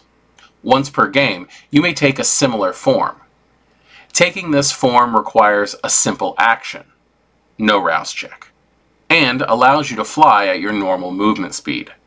Alternately, once per game, whenever you use Shapeshift or Metamorphosis, you may add appropriately sized bat wings to your form, allowing you to fly at normal movement speed, along with the other benefits of your transformative power. This benefit is not considered to be a discipline power, nor a transformative power. You may maintain your hybrid form until dawn, or until you end the usage of shape change or metamorphosis. Taking this form is an obvious breach of the Masquerade. Let's just take that in for a minute. Not only do you have the ability to basically use the old Vicissitude Elder Power Chiropian Marauder, where you become like a hybrid human bat thing, like almost like a Krenos werebat situation. I guess very similar to that horrible sheriff in the original Bloodlines game. But you could literally just turn into what you turn into on the regular. Maybe a wolf, and grow appropriately sized bat wings. That's pretty kick-ass. Investing 3 dots into this Loresheet gets you Loyal Hounds. Few listened to Xavier the first time he spoke. Rarely does anyone turn a deaf ear to his lineage in the modern nights. Once every 3 months, you may call for aid, and 2 loyal gangrel neonates will answer. 2 neonate NPCs with the statistic block from Nomad will join you. As long as your fight is defending territory against a supernatural threat. These characters are controlled by the storyteller. Attempting to use these vampires for improper purposes, such as to seize power, will fail, and the hounds will leave. I like the idea of these neonate gangrel who just effectively decide that they're going to help you, that they are there because they respect your lineage. But the moment they realize that you might be using any type of selfishness to achieve a personal goal, they hit the bricks. I like the fact that that can happen. And it does make a lot of sense with how Xavier was. Now, if we turn to page 348 in Laws of the Night, kiddies, we come to Nomad Gangrel. Gangrel tend to wander nomadically between cities. Their motivations are often unknown. Why has this gangrel chosen to visit your city? It's a mystery you may not want to solve. There is a pretty good stat block on here on how these characters work, what they can achieve. Their discipline spread is actually pretty good and not completely set on what you might find just for Gangrel. Not only do they have the standard Protean, Fortitude, and Animalism, they have a little tie-in to City Gangrel here with Obfuscate, but they also have Potence. So there are some ways that you might be able to use these, and these guys could be ferocious when it comes to fighting with you. So, the descendants of Xavier. The descendants of Xavier are going to end up being all Gangrel, first off, because Xavier himself was a Gangrel. He was a pretty damn terrifying Gangrel, too. Very interesting character if you guys have a chance to read about him. And I think that this lore sheet here really does pull up the best of what might be associated with this character.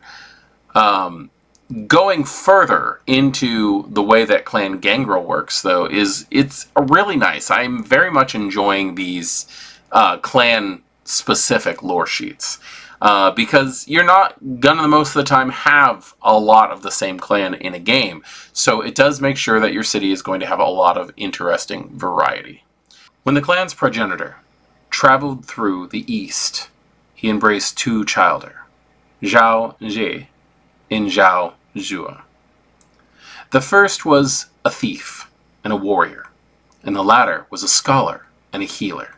They and their descendants often focused less on the study and pursuit of Golconda, and more on protecting Cainites from supernatural threats.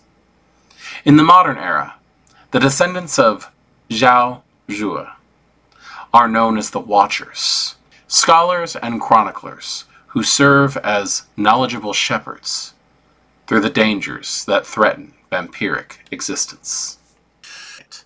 The descendants of Zhao Zhua, which is a Salubri-specific lore sheet. I actually did a pronunciation check on Mandarin to make sure that I actually am pronouncing this properly, and I believe I am at this point, but I greatly apologize if I am not. I know English. That's pretty much it. But this is a very interesting lore sheet because it goes into not just the idea of the healer Salubri and the warrior Salubri, but also the watcher Salubri. And I'm very interested to see exactly what a watcher Salubri might add to a LARP game, what they might be able to get from this lore sheet. Investing 1 dot into this lore sheet gets you Hidden Scholar. Most descendants of Zhao Zhui are capable of hiding amongst mortals and establishing hidden locations where they can study supernatural dangers to vampires. With this advantage, you gain 4 dots selected from the Mask and Haven backgrounds, or their associated advantages. 4 dots in Mask and Haven and their associated advantages can come in handy, because you also have the ability to spend your own points into them. You could max out a Haven or max out a Mask completely at the start of a game. You could max out both, really, if you're maneuvering your points well enough. Haven is obviously your place to live, making sure that it's safe, and also the various things that can come with it, the accommodations. There's even the ability to set up a medic lab so that you could help heal people, or a library where you can keep books on the various lores of the World of Darkness. Mask, on the other hand, allows you to have multiple identities and the strengths of those identities. A lot of it comes in handy big time when you're trying to play a character that's trying to keep a low profile. Investing 2 dots into this lore sheet gets you Supernatural Encyclopedia. Descendants of Zhao Zhu study other supernatural creatures and specific groups of vampires that may pose a threat to the greater vampire population.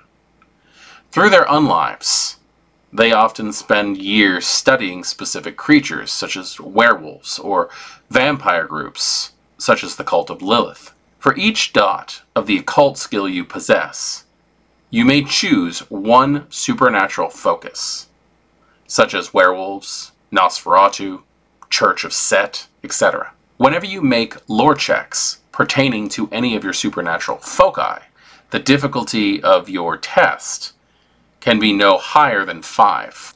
You can't learn personal information, such as the location of a particular vampire's haven or werewolf territories. The storyteller may choose to tell you the information you are looking to glean is too mysterious or provide incomplete information. That's pretty damn intense. First off, every point of occult, you get a free specialty. Each specialty costs 3 points. I also like the fact that things are left open for the fact that the storyteller could tell you that you're just asking for too detailed of information. The fact that it's written down does make things a lot easier for a storyteller. A lot of the times something will be left vague, and then a player will ask a storyteller information which the storyteller is not able to give them, and it becomes a but the rules say situation. So the fact that it gives you that little bit of an out really does help when you're trying to maintain a story's continuity or integrity. Investing 3 dots into this lore sheet get you Shadow Network. The Watchers are adept at fading in and out of their ties to humanity. They can quickly disappear from one mortal's life and easily insert themselves into another. Once a month, you may remove one of your contacts or allies from your sheet and replace it with a new contact or ally. This new contact or ally does not have to be in the same sphere of influence or influences, but they must be the same cost, with the same or equivalent advantages as the one removed. That right there will definitely come in handy if you are the kind of person who needs to jump around and do different things. Can you imagine the idea of, like, every month you come in, you have a different type of influence that you can take advantage of, either through your allies or contacts? Typically, when you build a character, your influence is static. You cannot change from group to group without excessive work, where this one just allows you to meld into different people's lives here and there. That can be very useful, I think, and I really don't see where there's not opportunity for growth on that one. So this lore sheet has a lot to go with, and it's very sad that, like, you don't really see many Salubri characters. Like, the number is growing. I want to point that out. The number is growing, and I love that. I love the fact that Salubri are becoming more of a mainstay. We're not stuck with the whole, oh, there's only 6 in existence, or there's only 7 in existence anymore.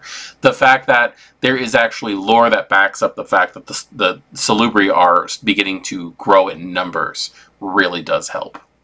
Nosferatu are well known for their warrens, complex labyrinths beneath the streets of a city that hold certain death for those unwelcome. The clan attributes their knowledge to Zelios, a scholar of geomantic power, master planner, and gifted architect, who disappeared beneath New York City in the 1990s. He left behind him a wealth of knowledge and information the clan has continued to use well into the current nights, shaping the urban environment to their benefit. The Descendant of Zelios lore sheet. I have personally always loved Zelios. I thought he was such an interesting character, and the idea of what the Nosferatu can accomplish underground, the fact that there is such a backing to it, the fact that there is a lore sheet that backs up how the Nosferatu work and where the knowledge comes from, I think adds a lot to their internal story and strife, truthfully. Let's go ahead and see what this lore sheet offers for characters who decide to play a Nosferatu with this lore sheet. Investing 1 dot into this lore sheet gets you Architect. As masters of the urban environment, your lineage has access to all manner of information about structures. Once per game, you can freely access the schematics for a building. If you spend 1 downtime action scouting out the building, you learn all of the security features, secret passages, hidden rooms, and haven benefits, if any. You never get lost when inside any man-made or vampire-created structure. The idea of basic information on how a building's layout is completed. You know where to look for back doors. You know how to find secret rooms and things like that. That is all well and good. But the fact that you can just spend a downtime action and get all of that information, that leads open a lot of benefits to characters who are inventive enough and imaginative enough to really utilize this to its full advantage. Investing 2 dots into this lore sheet gets you Sanctuary. Your haven is a wonder of modern design, with electric security, escape routes, and lavish trappings. You gain a 3-dot haven that is exceptionally difficult to breach. It cannot be destroyed or breached by any physical means short of military-grade attack. You also gain 4 bonus dots of haven advantages of your choosing.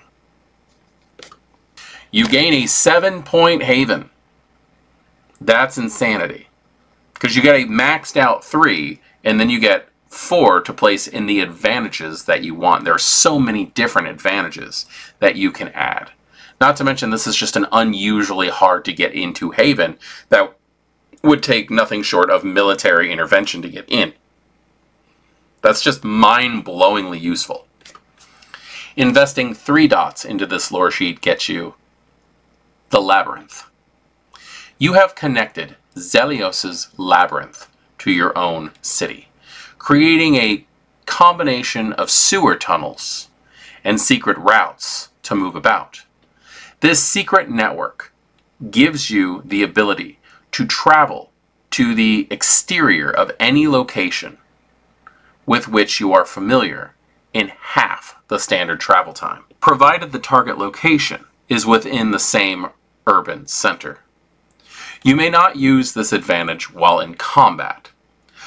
Once you enter the sewers and declare your destination, you cannot be tracked, followed, intercepted, or caught, even through supernatural means. You may bring a number of individuals with you, up to the number of dots that you possess in the Streetwise skill. The Labyrinth gives you a lot of options when it comes to travel, and the fact that you can bring up to your number in the Streetwise skills of companions is pretty intense. You're not really going to find many coteries that are like 6 individuals, but I can also see where it is useful. I like the idea that you know everything so well enough and that you've interconnected the Labyrinth to the point where you cannot be followed. There's a lot of good uses here. And getting into the sewers is as good as a fair escape when it comes to a Nosferatu, especially one with this lore sheet. Descendant of Zelios. It gives you many options involving knowledge and escape and travel and your haven. Just the second point in this lore sheet is actually my all-time favorite when it comes to the way that Zelios intervenes. It reminds me a lot of the situation that we had with Jasper in LA by Night, if you were a fan of that. But yeah, there's just so many. It's really just up to the player's imagination to see what they can accomplish with as many benefits as this lore sheet gives. Now, this is also a Nosferatu-specific lore sheet, so you do have to keep that in mind in character creation. No Ventru are getting away with Labyrinth. Fire is one of the few things that strikes fear in even the most guarded of kindred souls. And no flame burns brighter in any vampire's memory than those during the nights of the First Inquisition. Perhaps one of your ancestors survived those dangerous nights and still finds the courage to speak out about them.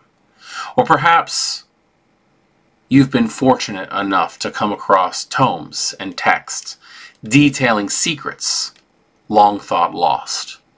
Whatever the reason, your study of the events leading up to and surrounding the First Inquisition has been extensive, and to some extent, you know the tactics and calling cards of those ancient hunters. Though their methods and beliefs have changed, your understanding of the First Inquisition allows you to find patterns in how the Society of St. Leopold operates. You are better able to avoid their raids, hiding in the shadows from even the most perceptive among them.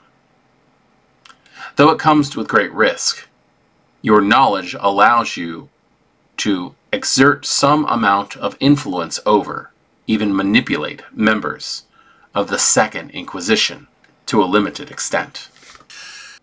The First Inquisition is a turning point in World of Darkness history.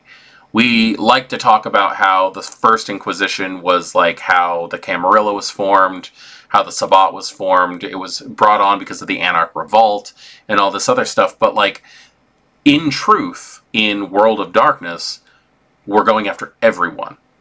They were going after werewolves. They were going after mages. They were going after changelings. They were going after everyone. And the fact that you are able to use the knowledge either gained secondhand from an ancestor, a living ancestor, or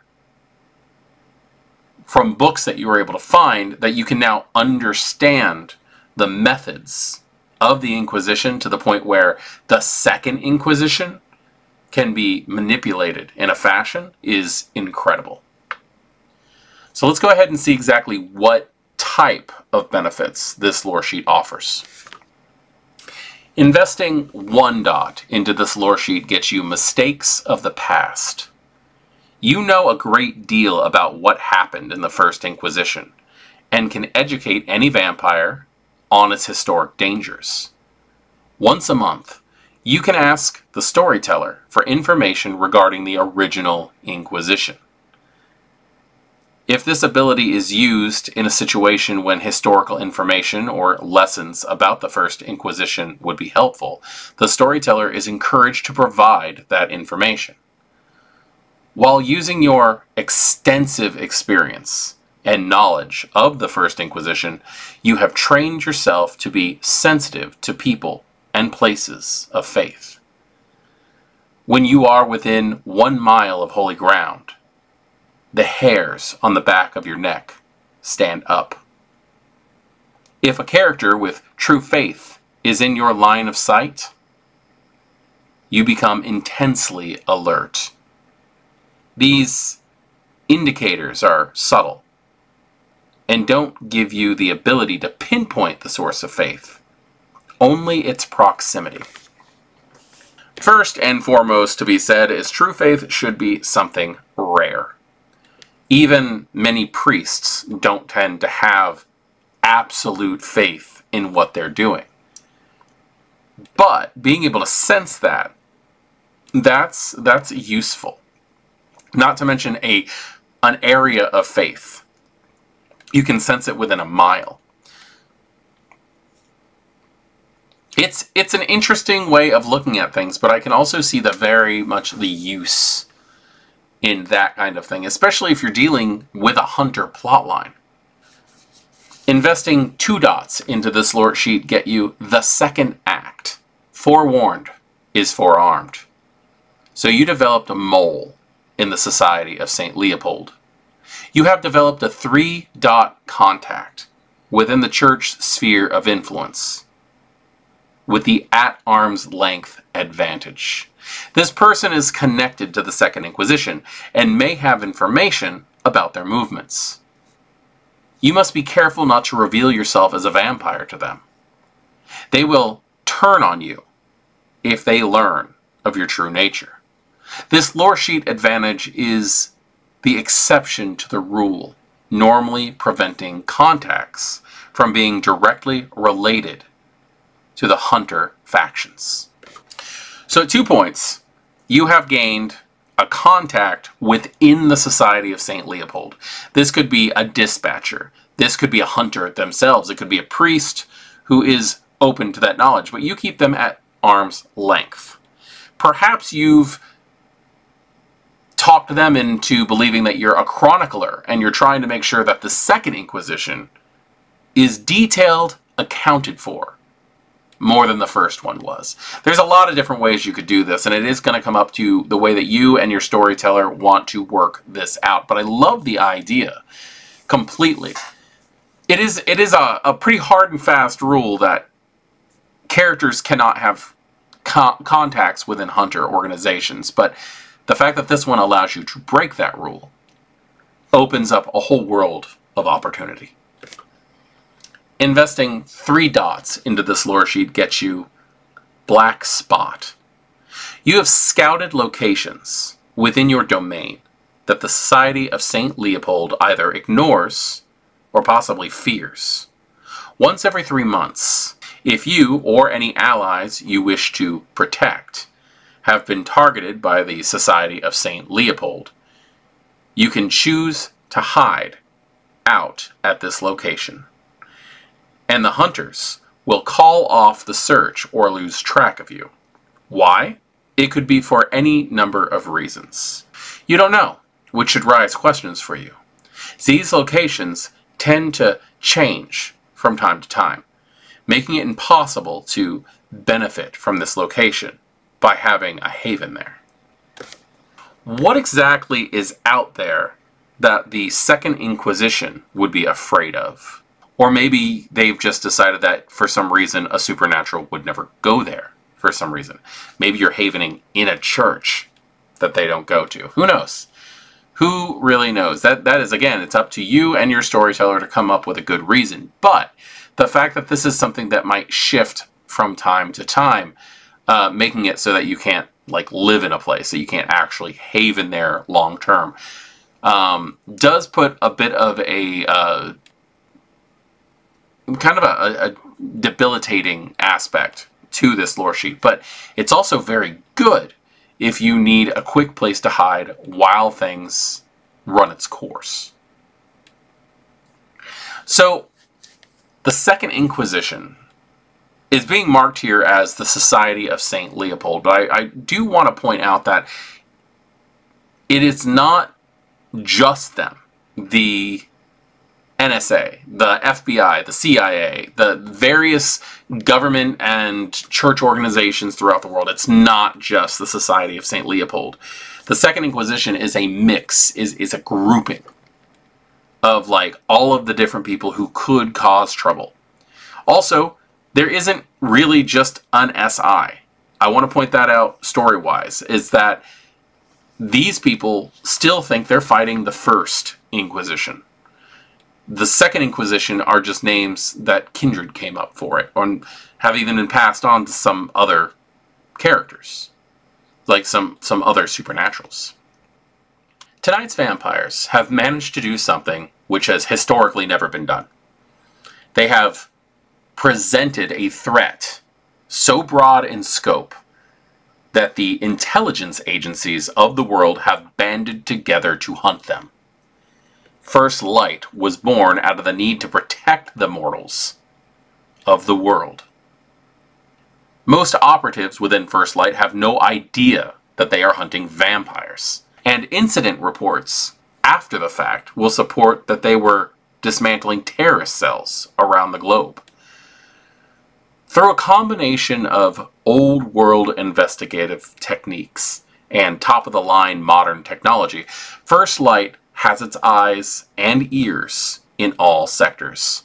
Code words such as blank bodies, fuzzy images of La Sombra on recordings, and pushy TSA agents are part of the effort to protect mortals and dismantle the stronghold Kindred have on mortal societies. So we have covered the concept of the Second Inquisition, but we also have those other groups, the mix of government agencies which are now hunting Kindred, some of them unwittingly. And we now have the idea of First Light.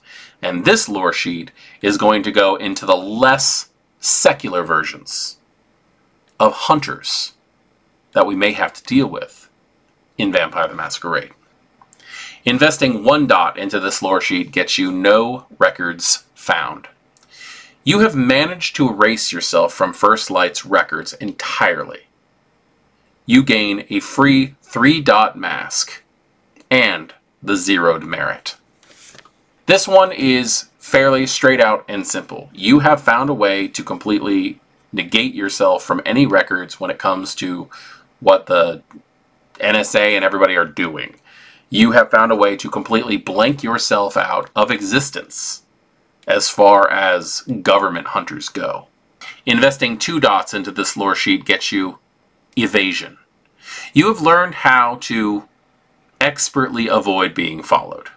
As long as your path leads through an urban area, it is not possible to follow you without using supernatural powers specifically designed to track. This can be massively useful if you think about it, because not only are you hard to track for those hunters, but you're also hard to track for other things. Some Kindred just do not have supernatural means of tracking. Some lupines, some guru, might not even consider it.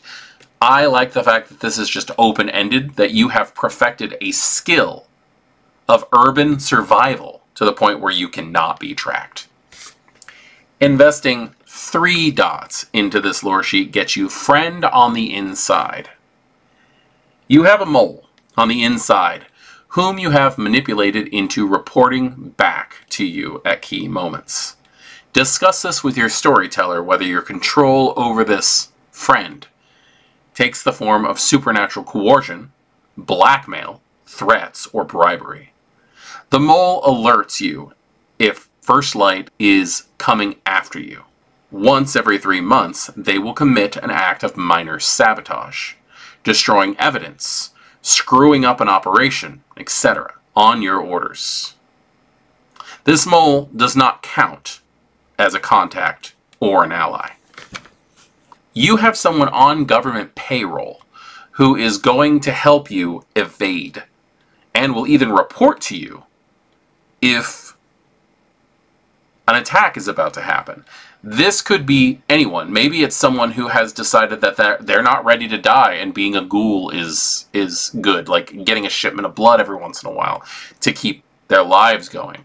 Maybe this is an individual who you are paying exorbitant amounts of money for, or you have blackmail material over.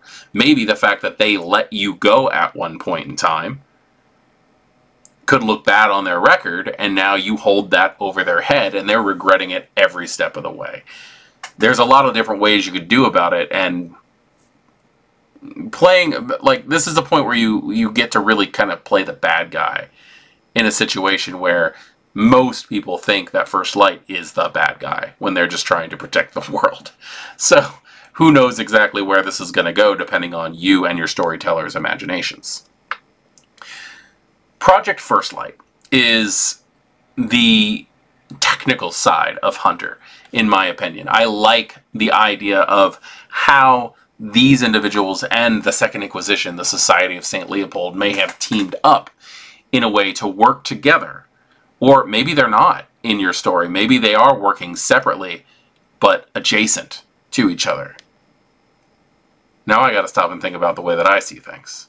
Optimistic rumors circulate of a state so pure that the curses of the vampiric condition no longer apply. Elders swiftly crush those heard speaking about this state. But you know they wouldn't act so firmly if there weren't some truth to the secrets. It's thought that this state of being is perfect harmony between humanity and the beast was discovered by the enigmatic vampire Salot. Not enough is known about the exact path for one to reach Golconda. Followers of Salot say it is different for each kindred, based on the unique sins that they have committed. You may be on the path yourself, seeking the truth to all the rumors, or perhaps you are a servant of a master of ravens and seek to disprove Golconda, erasing it from the hopes and dreams of all vampires. Golconda as a Loresheet was something that I had never really considered utilizing much in characters that I've played, but one of the very first times I ever played this game, this LARP version, was in a Canada at Midnight game in Texas. That sounds so weird, talking about Canada at midnight while in Texas. Where I played a high humanity Golconda-seeking Tremere. And it was a lot of fun. This is actually a really, really great Loresheet, and it opens up a lot of very fun roleplay opportunities. Investing 1 dot into this Loresheet gets you Satisfy the Hunger. You have begun your studies along the path of Golconda and learn to be more efficient in blood usage. Once per game, you may lower your hunger by 2, but not below 1, without feeding as a standard action. So you cannot take away your hunger completely. You're always going to have at least 1, but the concept that you can just go, now is not the time, and just blow off that hunger completely is very nice. You can cut down all the way to 2, depending on where you're standing. If you're at a 5, you can get down to a 3, that kind of thing. And that is very, very useful. The fact that a vampire can just go, I'm not feeding now, once per session. That kind of thing speaks out of vampire fasting and where on the path of Golconda that could lead. Investing 2 dots into this Loresheet gets you Salot's Disciple. You believe in Salot's teachings that Golconda is the ultimate way to overcome the Kindred curse. You practice a form of self-mastery that involves letting your beast off the chain sometimes, so that you can control it when needed. Prior to a game session, you have taken the steps to unleash your beast in a controlled environment, and you automatically succeed on your first frenzy test of the night. So once per night, you can basically go, I'm not frenzying because I already did. And I love the whole concept of working in tandem with your beast. It does bring out the concept of finding balance between humanity and the beast within. Investing 3 dots in this Loresheet gets you Overcoming Banes. You have learned some of the secrets of Golconda, a way to walk the never-ending path of balance between humanity and the beast. These secrets allow you to suppress your banes to some extent. As long as you have a humanity of 7 or higher, this Loresheet advantage provides you with the following benefits.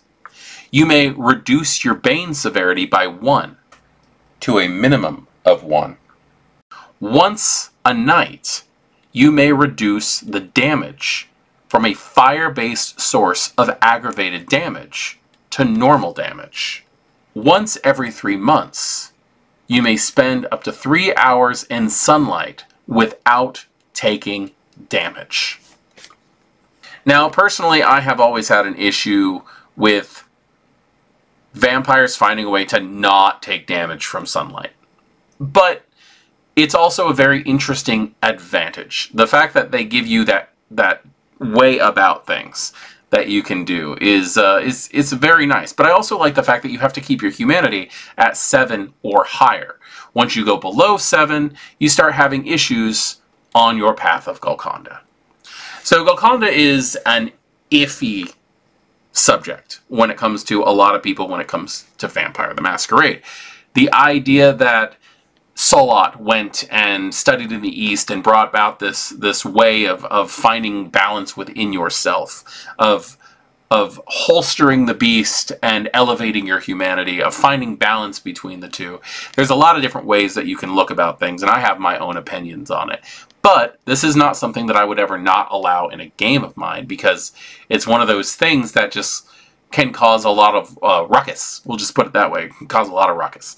I personally am a fan of a Golconda in games, especially if people are going for that like self-elevation, that redemption style of Vampire the Masquerade.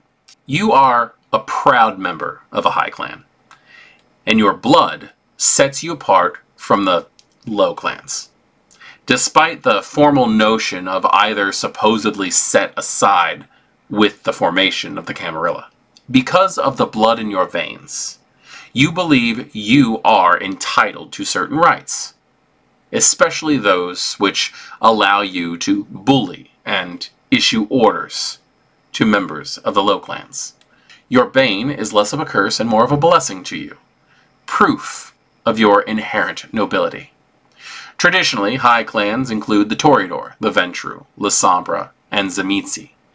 In former times, some Brujah and members of the Clan of Death bore the title.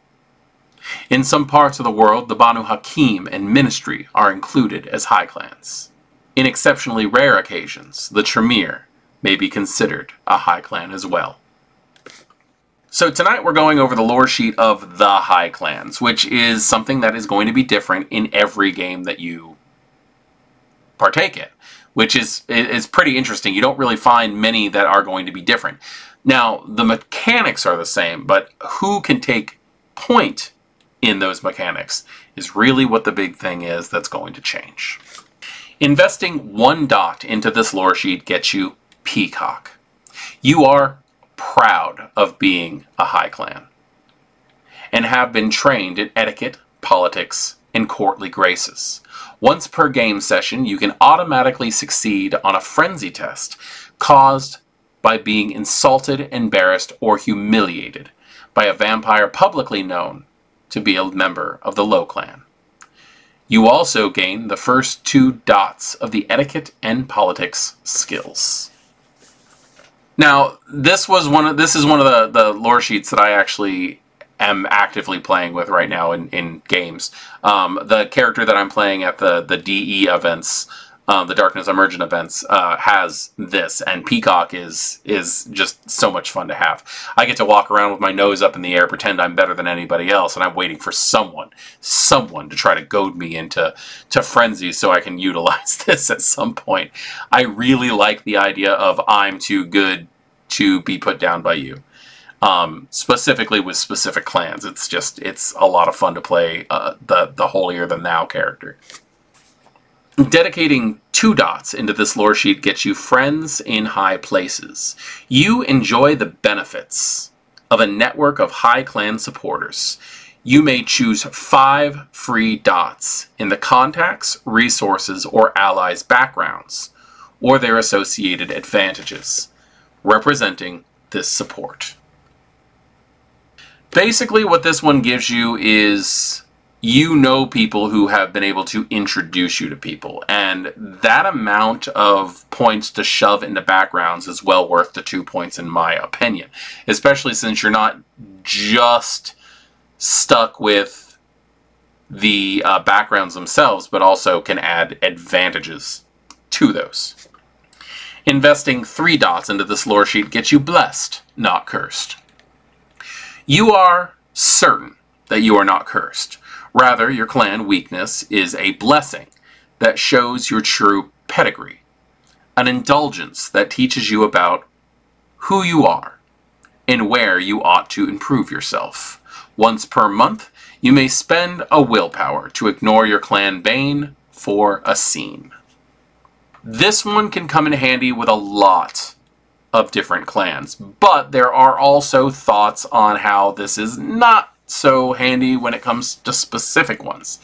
I actually took the time to ask one of the writers of this book how exactly this can be utilized for Clan Tzimisce, who has to sleep surrounded by their horde, their bane.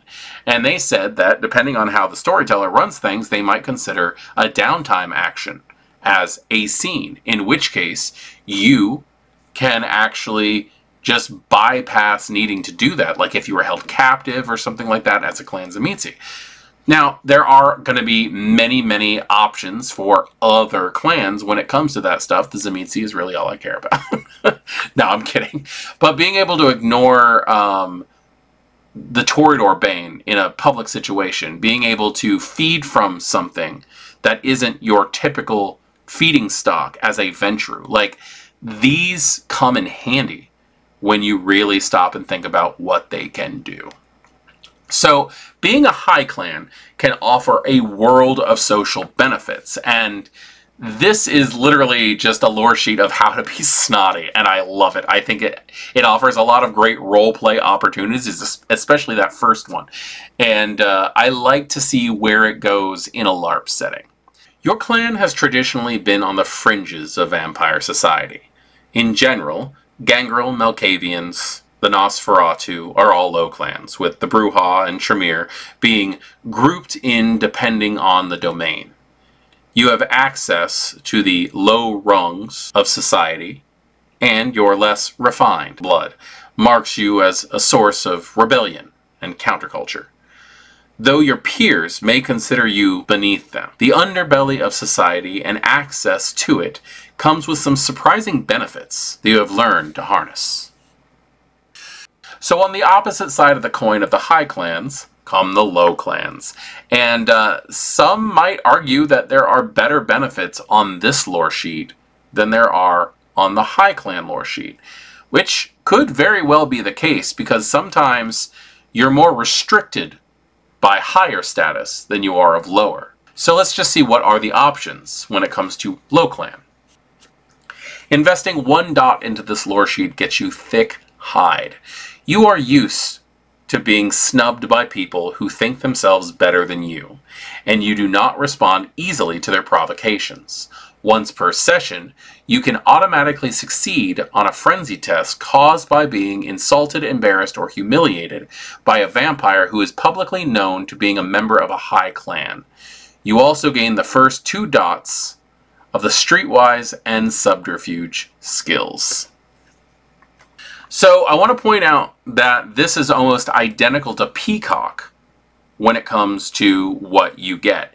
You get to ignore insults and frenzy tests when it comes to people of a higher station than you insulting you in some fashion.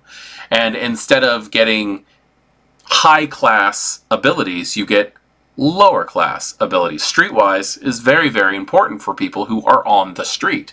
And Subterfuge can really help when it comes to lying your way through a social situation.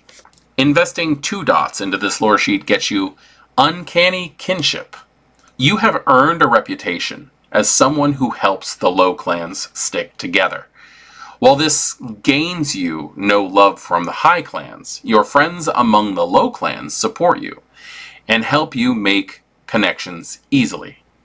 You can select 5 dots from the Mask, Familiar, Haven, or Allies backgrounds, and their associated advantages representing their support.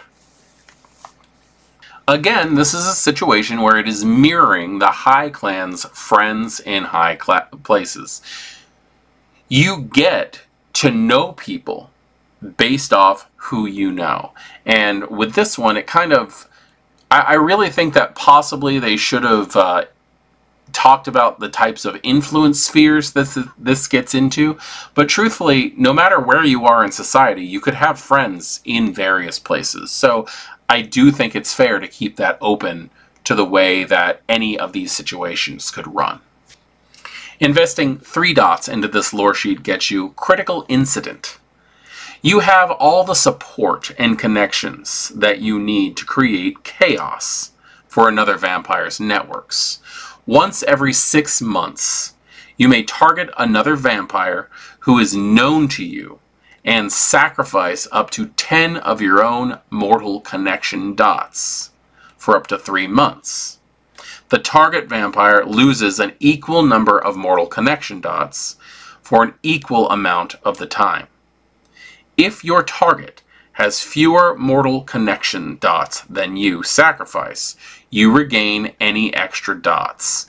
After the time elapses, all lost mortal connection dots are regained immediately. If you have specific backgrounds you want to target, you may tell your storyteller. Work with your storyteller and the other player to determine the story of what occurred in the incident. Now this one steps way outside the guardrails when it comes to how High Clan worked. This one right here allows you to basically screw them over and completely take away all of their background traits depending on how many points you can invest into this. This gets pretty nasty, and I like the fact that it says that you can actually specifically state that you want to take out certain ones if you know what they are. This right here can lead to a war, and I love it because it could open up the fact that like people don't know who's attacking them, like which way things are going to go socially. This could ruin a character, which is kind of the point if you're attacking. If you're using this as a combat, as a social maneuvering tactic. So LoClan, in my opinion, as much as I love the High Clan Loresheet, really does have a lot of amazing benefits. The first two are very similar, but obviously they're LoClan directed. But the idea of what you can do with that third level just kind of messes like with the status quo, and I love it. So we just went over the LoClan's Loresheet in Vampire the Masquerade LARP, and there really are a lot of benefits that you could take from this. Elders called by the beckoning. Key domains falling to anarchs. The rise of the Second Inquisition. Times are hard for the Ivory Tower. In such dangerous times, mastery of the art of diplomacy is essential. Working on the front lines of conflict between anarch revolutionaries and Camarilla princes, the Ventru Archon Lucretia Wright is a decorated diplomat in high-risk situations. When the sect needs cooler heads to prevail, she is among the best options. You have mastered some of her lessons. So the Loresheet Scions of Lucretia is Camarilla only, not Ventru only. She is a Ventru character, but she does take on students of other clans. So what benefits being a Scion of Lucretia? What does it provide? Investing 1 dot into this Loresheet gets you Peacemaker. Your ability to bring together kindred of opposing ideals and have them peacefully discuss their differences is renowned. Once per night, when you or a vampire in your presence is required to take a frenzy test resulting in a political disagreement, you can allow them to pass a failed test. You also gain the first 2 dots of the etiquette and politics skills. That's very large, especially if you're dealing with somebody who is an emissary of some type. The idea of, I'm coming in, we're going to have a discussion, oh, you're getting too much, and you're not going to frenzy, coupled with the fact that you get 2 traits for free of 2 different abilities, that really does add a lot to the benefit of this. I'm actually thinking of a character in my head right now about who's going to end up having this. Investing 2 dots into this Loresheet gives you Revitalization. Negotiating peace is the first step to rebuilding threatened Camarilla cities. Rebuilding is the second step. You are an expert at bringing resources to bear to help.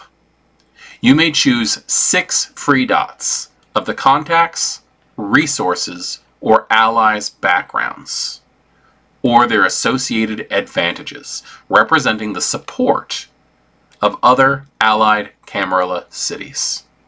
You may only use these backgrounds in a city where the Camarilla Authority exists. This one right here really does offer a holdup. First off, you need to be in a Camarilla Authority city to be able to utilize the backings. And that can actually build onto a city, but 6 points in backgrounds. In allies, contacts, resources, all that stuff, like, and their associated advantages, really does bring a lot of opportunity to what you could possibly accomplish. I personally think backgrounds are just massively overlooked when it comes to these games. So many people just want to use their attributes and their skills, but I really do find backgrounds to be the backbone of the way this game can be run. Investing 3 dots into this lore sheet gets you Armistice. For conflict to be resolved, there must be peaceful discourse. You have learned how to ensure a meeting is truly safe and call an armistice. Once every 3 months, prior to the beginning of a game session, you may select a location within your city. You may then call any number of vampires to this location to enter into a parley. Peace is expected and safety is assured. Because of your security measures, anyone present in the scene may immediately declare fair escape at will. This overrides all other rules and restrictions on fair escape, including initiative order. If a character declares fair escape, they must immediately leave the scene. They may either safely escape the city or travel to a location of their choosing within the city. This mechanic expires at the end of the night. Armistice is actually a fairly powerful thing. You basically can call on the right of Elysium every 3 months. And the fact that you can get people there and get them out if things get heavy. Fair escape is a mechanic that is indisputable in this game.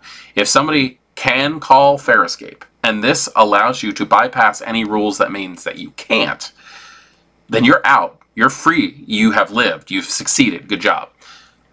I like the way that this one works specifically, and it does, again, this one is just giving me such great ideas on a character that I need to put together. It's time for me to put pen to paper and actually get working on that. Scion of Lucretia is a very interesting thing because it opens up the idea of an elder vampire who has given you support in some fashion. She is helping you to acquire like success in a venture, and the fact that you've been able to learn from her in this fashion and gain the help and learn how to be as constructive. Like I'm so stuck because I have a character who I don't want to be socially accepted, basically, but I also think that this lore sheet would be so good for them. It's hard. As a storyteller, I'm having trouble here.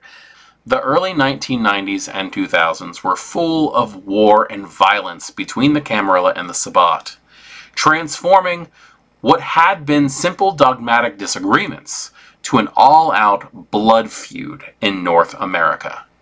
The Sabbat struck hard and fast in an attempt to swarm up from the seat of power in Mexico and seize control of the Americas. In response, the Camarilla built up a brutally effective defense, led by militant legends such as Theo Bell. With a strong and systematic defense, the Camarilla seized many domains back from the Sabbat across the American South. In each of those cities, participants and survivors alike have stories of their involvement and the horrors they were forced to witness. Sect War Veteran is a lore sheet that is, in some people's opinion, massively overpowered. And depending on how your characters decide to utilize it, it can very well be. This is one of them that I've been really excited to get to. I wanted to read the details on this one because this is one of those lore sheets that's just like, it could literally make or break a game depending on how loose a storyteller is going to be with it. Investing 1 dot into this lore sheet gets you Survivor. You fought in a domain that was scourged during a sect war. You remember how the Sabbat and Camarilla strategized, warring in a city without alerting mortals. Once per game session, you may ask your storyteller how to most effectively avoid breaching the masquerade in a combat situation, how to cover up a combat-related masquerade breach, or for the piece of information about the sect war that may be relevant to a story in your domain. This one actually opens up a wide variety of things. Not only is this good for how do I help keep the masquerade intact, but also are there any memories that I have that could guide me out of a situation or put me in the right situation as far as this goes. I like the idea that this is a person who has seen some things, they've been through stuff, and they've learned from it. Investing 2 dots into this lore sheet gets you Soldier. Vampires of all stripes were pulled into the war, whether as combatants or suppliers. You were there, and you have the scars to prove it. You may select 3 free dots from the resources, herd, or contacts backgrounds or advantages, representing your sect's rewards for your heroic service. In addition, other soldiers of previous conflicts are willing to provide assistance directly. Once every 3 months, you may learn 1 dot of an out-of-clan discipline without instruction or the need to consume blood from another player character, although you still need to consume blood from the NPC soldier. In addition, no downtimes need to be spent. The soldiers who aid you will not require payment of any kind. And that is the one that makes this seem a little bit nuts. Not only do you get all these amazing, skill upgrades, you get access to an out-of-clan discipline every 3 months. Now, you still have to pay for it, and they still are out-of-clan costs, but you do not have to worry about blood bonds, you do not have to worry about spending downtime actions on these things. This just is available to you because you have earned the respect of other veterans, and veterans stick together, and that is the whole point of this lore sheet.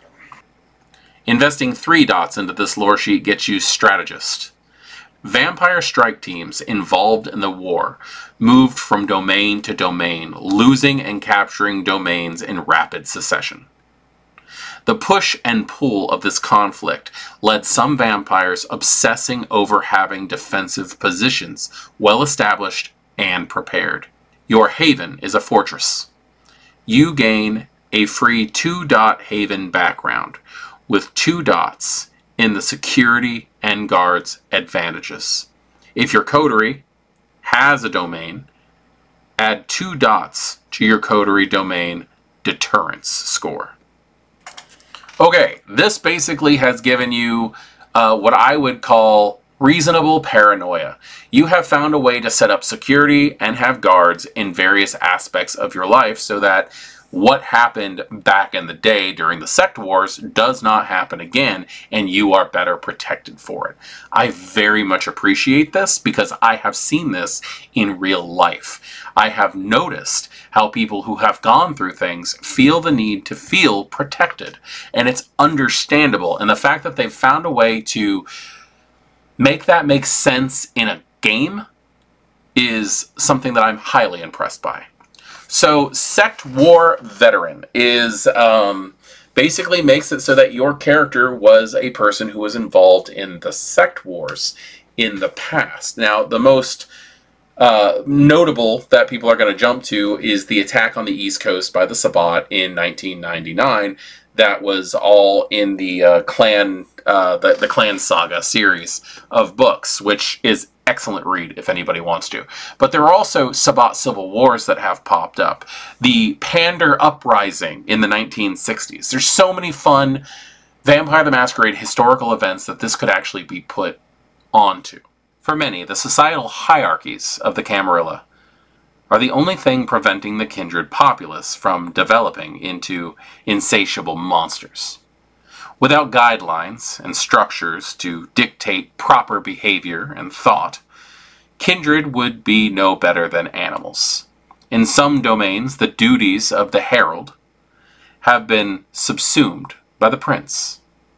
In other domains, the function of the heralds has become a lasting and unshakable legacy, one that has survived intact through the years, even if the holder of the praxis has been petty and transient. Heralds from a number of major domains have come together to form an unofficial network, commonly referred to as the Society of Heralds. The heralds of this group share influence, gossip, and political sway. I like the concept of the Society of Heralds. I want to point that out first because as far as things are going, when you look at the Darkness Emergent storyline, they're really pushing the concept of these factions. And I feel like the Society of Heralds is a faction within the Camarilla that is starting to gain traction. And let's just see exactly what you get if you are a member of this society. Investing 1 dot in this lore sheet gets you hot gossip. Your connection to the society lends you all sorts of information, much of which others would consider trivial. This helps you recognize vampires from other cities and possibly know a little about them. Up to 3 times per game, when a new vampire character arrives, you immediately recognize them, assuming they are not in disguise. The storyteller will provide you their character name, what city they call home, and what their status is in that city. Finally, you may ask the player if there are any rumors or interesting information about their character that they wish to share with you. They are not obligated to share anything with you, however. The easiest time to process this advantage is prior to the beginning of the game's session, when players are arriving and setting up. Then you have all the information you need without having to interrupt roleplay. I love the concept of the hot gossip. I really do. I like the idea that there are going to be people who just know who you are when you enter. That's part of being in a social interactive game like this, especially if there are rumors that abound about your character. When I set up for my LARP, I put up a Discord channel. And for those, if you're watching this and Discord is still a thing, I'm hoping it is. It seems pretty successful at this point in time of recording. I put down like where you could put down character profiles, and I have a set for rumors that would be floating around the city. This is very useful when it comes to that kind of thing. Having that information about someone before they enter, that way you don't have to really break roleplay is I think that's very useful. Investing 2 dots in this lore sheet gets you tenured protection. Because you are a herald in your own domain, or perhaps because of personal allies you have within the society, those who politically attack you risk having their own reputation tarnished.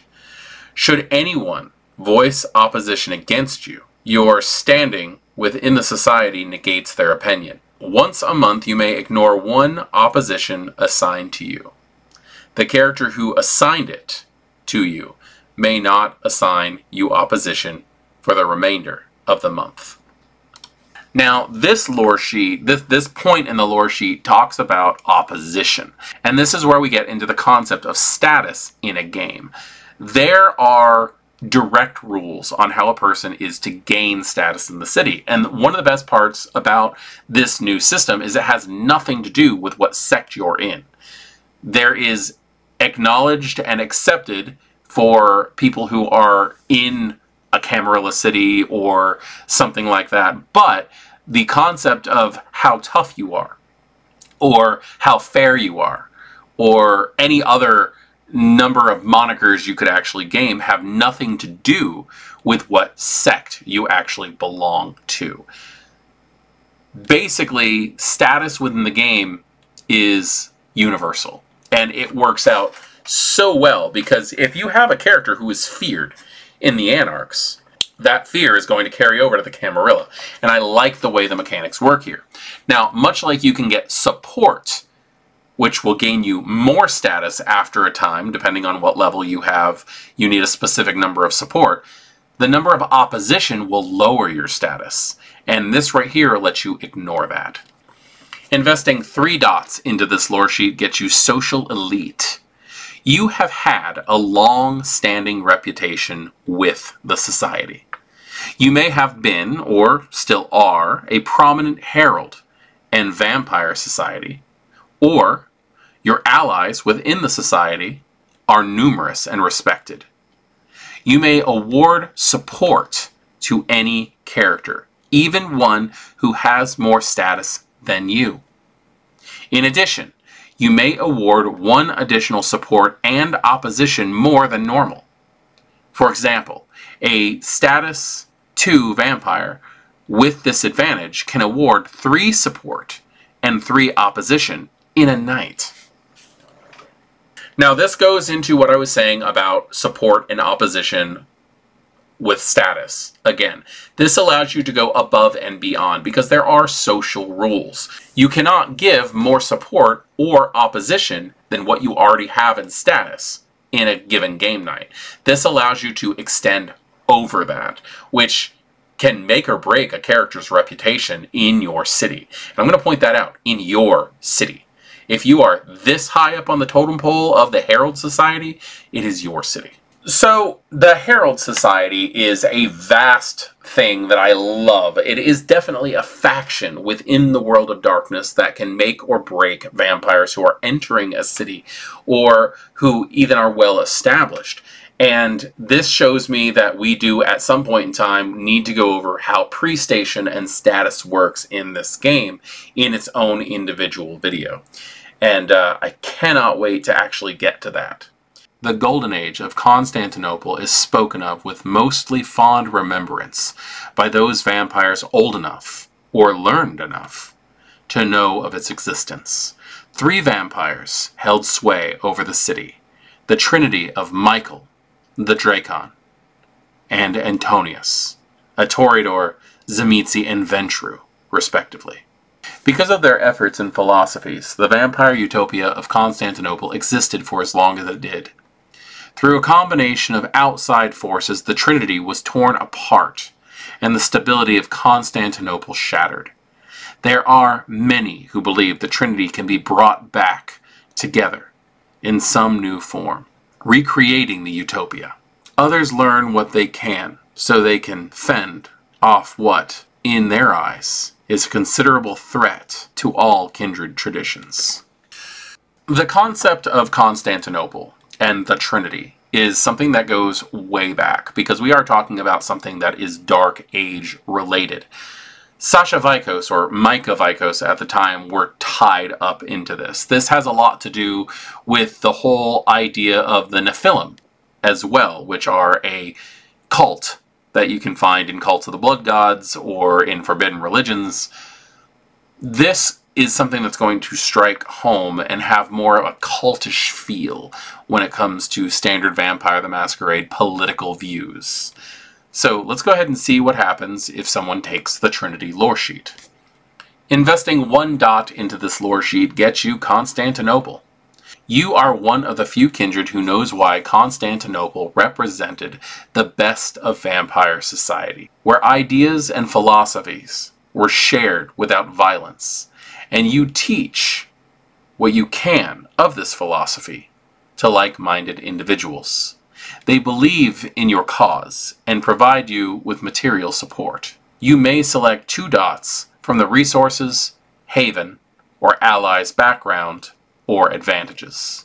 In addition, you gain 3 free points in the Politics skill. So for one reason or another, your character has the ability to speak about the benefits of Constantinople and to gain support. You gain access to backgrounds and their advantages, and it helps you with your politics skill. This can come in handy if you're trying to basically build a whole new world order. On that, you are going to have to fend off those who don't want to see it happen. So like-minded kindred are really who you need to talk to with this lore sheet. Investing 2 dots into this lore sheet gets you the dream. For 1,000 years, the Trinity chased a vision of vampire utopia. The Toreador Ancient, known as Michael, encouraged Constantinople's kindred to be more than just predators. You encourage enlightenment and inspire others to grow distant from the beast. Once per night, you may spend a willpower point to allow another vampire to automatically succeed in a frenzy test. This benefit must be used before the vampire's test to frenzy. The dream basically allows you to impart your ideals that you are more than a beast into those who listen to you. And the fact that you can walk up and just calm someone down. I'm noticing that there's a trend here. There's actually quite a few lore sheets that allow the taming of the beast to be a thing. But once per session, you can calm a frenzying vampire, or calm a vampire before they frenzy, I should say. This needs to be utilized before the frenzy test. Investing 3 dots into this lore sheet gets you the new Trinity. You are fully committed to seeing the Trinity's Constantinople resurrected, and you will do whatever you must to make their vision come to pass. When choosing this lore sheet advantage, choose 2 other characters who believe in your vision of a new vampire utopia. Once every 3 months, you and your selected allies may remove up to 2 stains each that were gained on the path to bringing about harmony among the vampires in your city. The storyteller is the final arbiter of whether or not this applies to actions in the scene. If one of your chosen allies dies, or no longer believes in your vision, you must choose a new character to enter your Trinity. So this is a fairly big one, the idea that you can actually remove stains and stuff. And I also like the fact that if something happens to one of your Trinity for one reason or another, you can in fact replace them. It opens up the idea to a grandstanding of what exactly is your city going to look like if this holy trinity of kindred can actually fulfill what their purpose is. So if you ever have a chance to actually read the information on the original Trinity, read a wiki, read the Dark Age novels, something like that, you will find that it is a tragic story that goes back, and there's a lot of strange interactions between this this Toreador Ancient that eventually began believing that he was in fact the Archangel Michael. The Dracon, which is a tragic story in and of itself and is all tied up with the Obertus bloodline of Revenant families, and then also a Ventru who was legitimately in love and would have done anything to see his love succeed. It's an amazing story, and I do highly suggest if you have not read on it, read up on it. It's great, and it'll give you a lot more understanding of why this lore sheet is as powerful as it is. Kindred of all walks seem to know something about the week of nightmares, but none of them seem to be able to date it consistently. Calling it a week of nightmares is really a misnomer, possibly adopted to downplay the torrential chaos that rained down on Clan Ravno. In actuality, the event took place over several years, and it affected several thousand vampires. The ancient founder of Clan Ravno awoke from his slumber and began to slaughter his children. Thin-blooded appeared, with omens and portents as wormwood burned in the sky. You watch for the signs of doom yet to come, learning to spot those omens, either through study or because you survived, having manipulated the chaos of the event to your benefit. The Week of Nightmares is by far the most important event that occurred during like the End Time Saga, back when World of Darkness, then White Wolf, was trying to end their storyline. It was the start of what was known as the Time of Judgment series, and we started seeing end time books coming out for Vampire, for Werewolf, for Mage, for Wraith. This was when everything hit the fan. And I'm kind of excited to see how this goes because I really enjoy the Week of Nightmares lore sheet in tabletop. So let's see what LARP has to offer. Investing 1 dot into this lore sheet gets you the Night Network. Your friends among the Ravno and other survivors of the Week of Nightmares trust you to run a waypoint for their network of travelers. You gain a 2-point haven with 1 point in each of the luxury, security, and guardsman advantages. Ravno passing through will sometimes stay at your storyteller's discretion. You can safely move goods and messages between cities through your facility.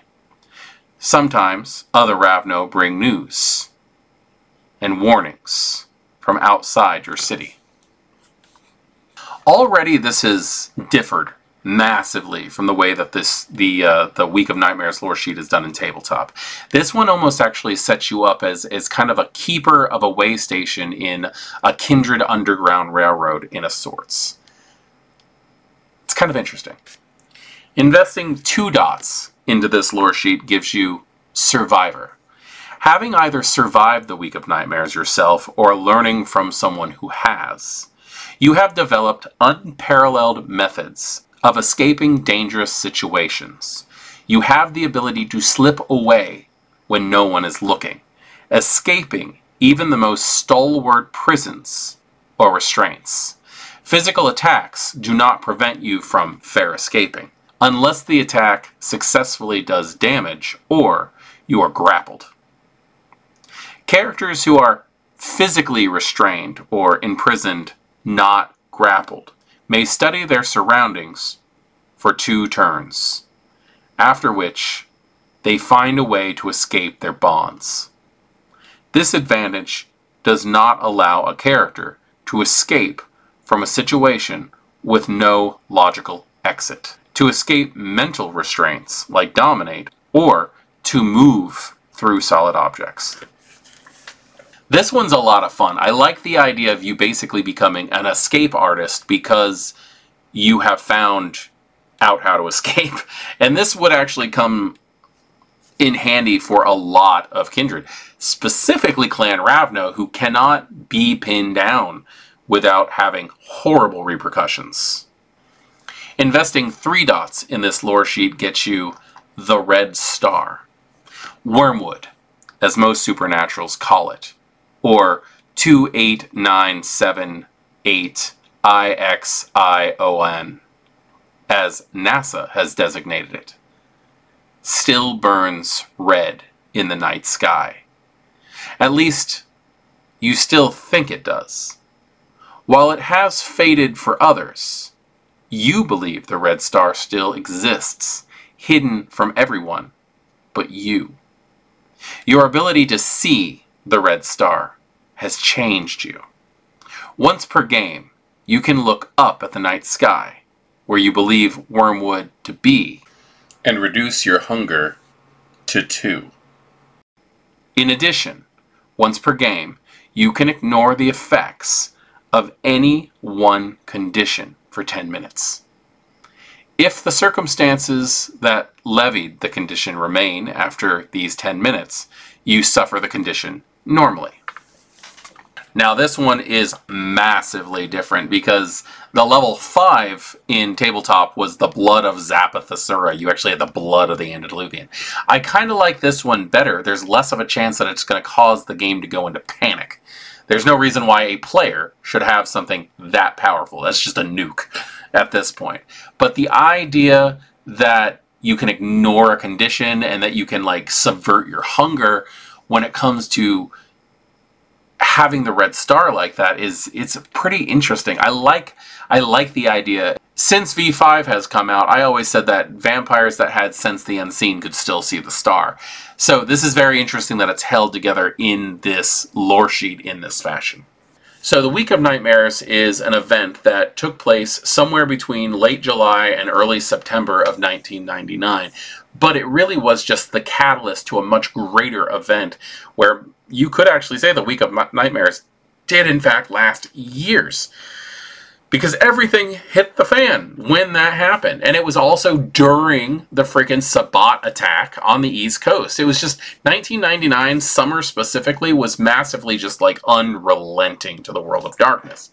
Because they were trying so hard to like wrap up storylines. And I mean, that's just where we get the crazy story about like Hurricane Justin, which I believe is named after Justin Achille from World of Darkness. And like the Ravno Antediluvian Rising and the fighting off with the Cathians and the nuke, the spirit nuke from the underworld and the Wraiths getting the Maelstrom. It was a lot. And I'm glad to see that they have pared things down to more of an individual character basis when it comes to this lore sheet. So I am Voivode Maquette. This is Our World of Darkness, and thank you for joining me in checking out the lore sheets of the Laws of the Night book for live-action roleplay of Vampire the Masquerade, presented by Mind's Eye Theater and By Night Studios. Good evening.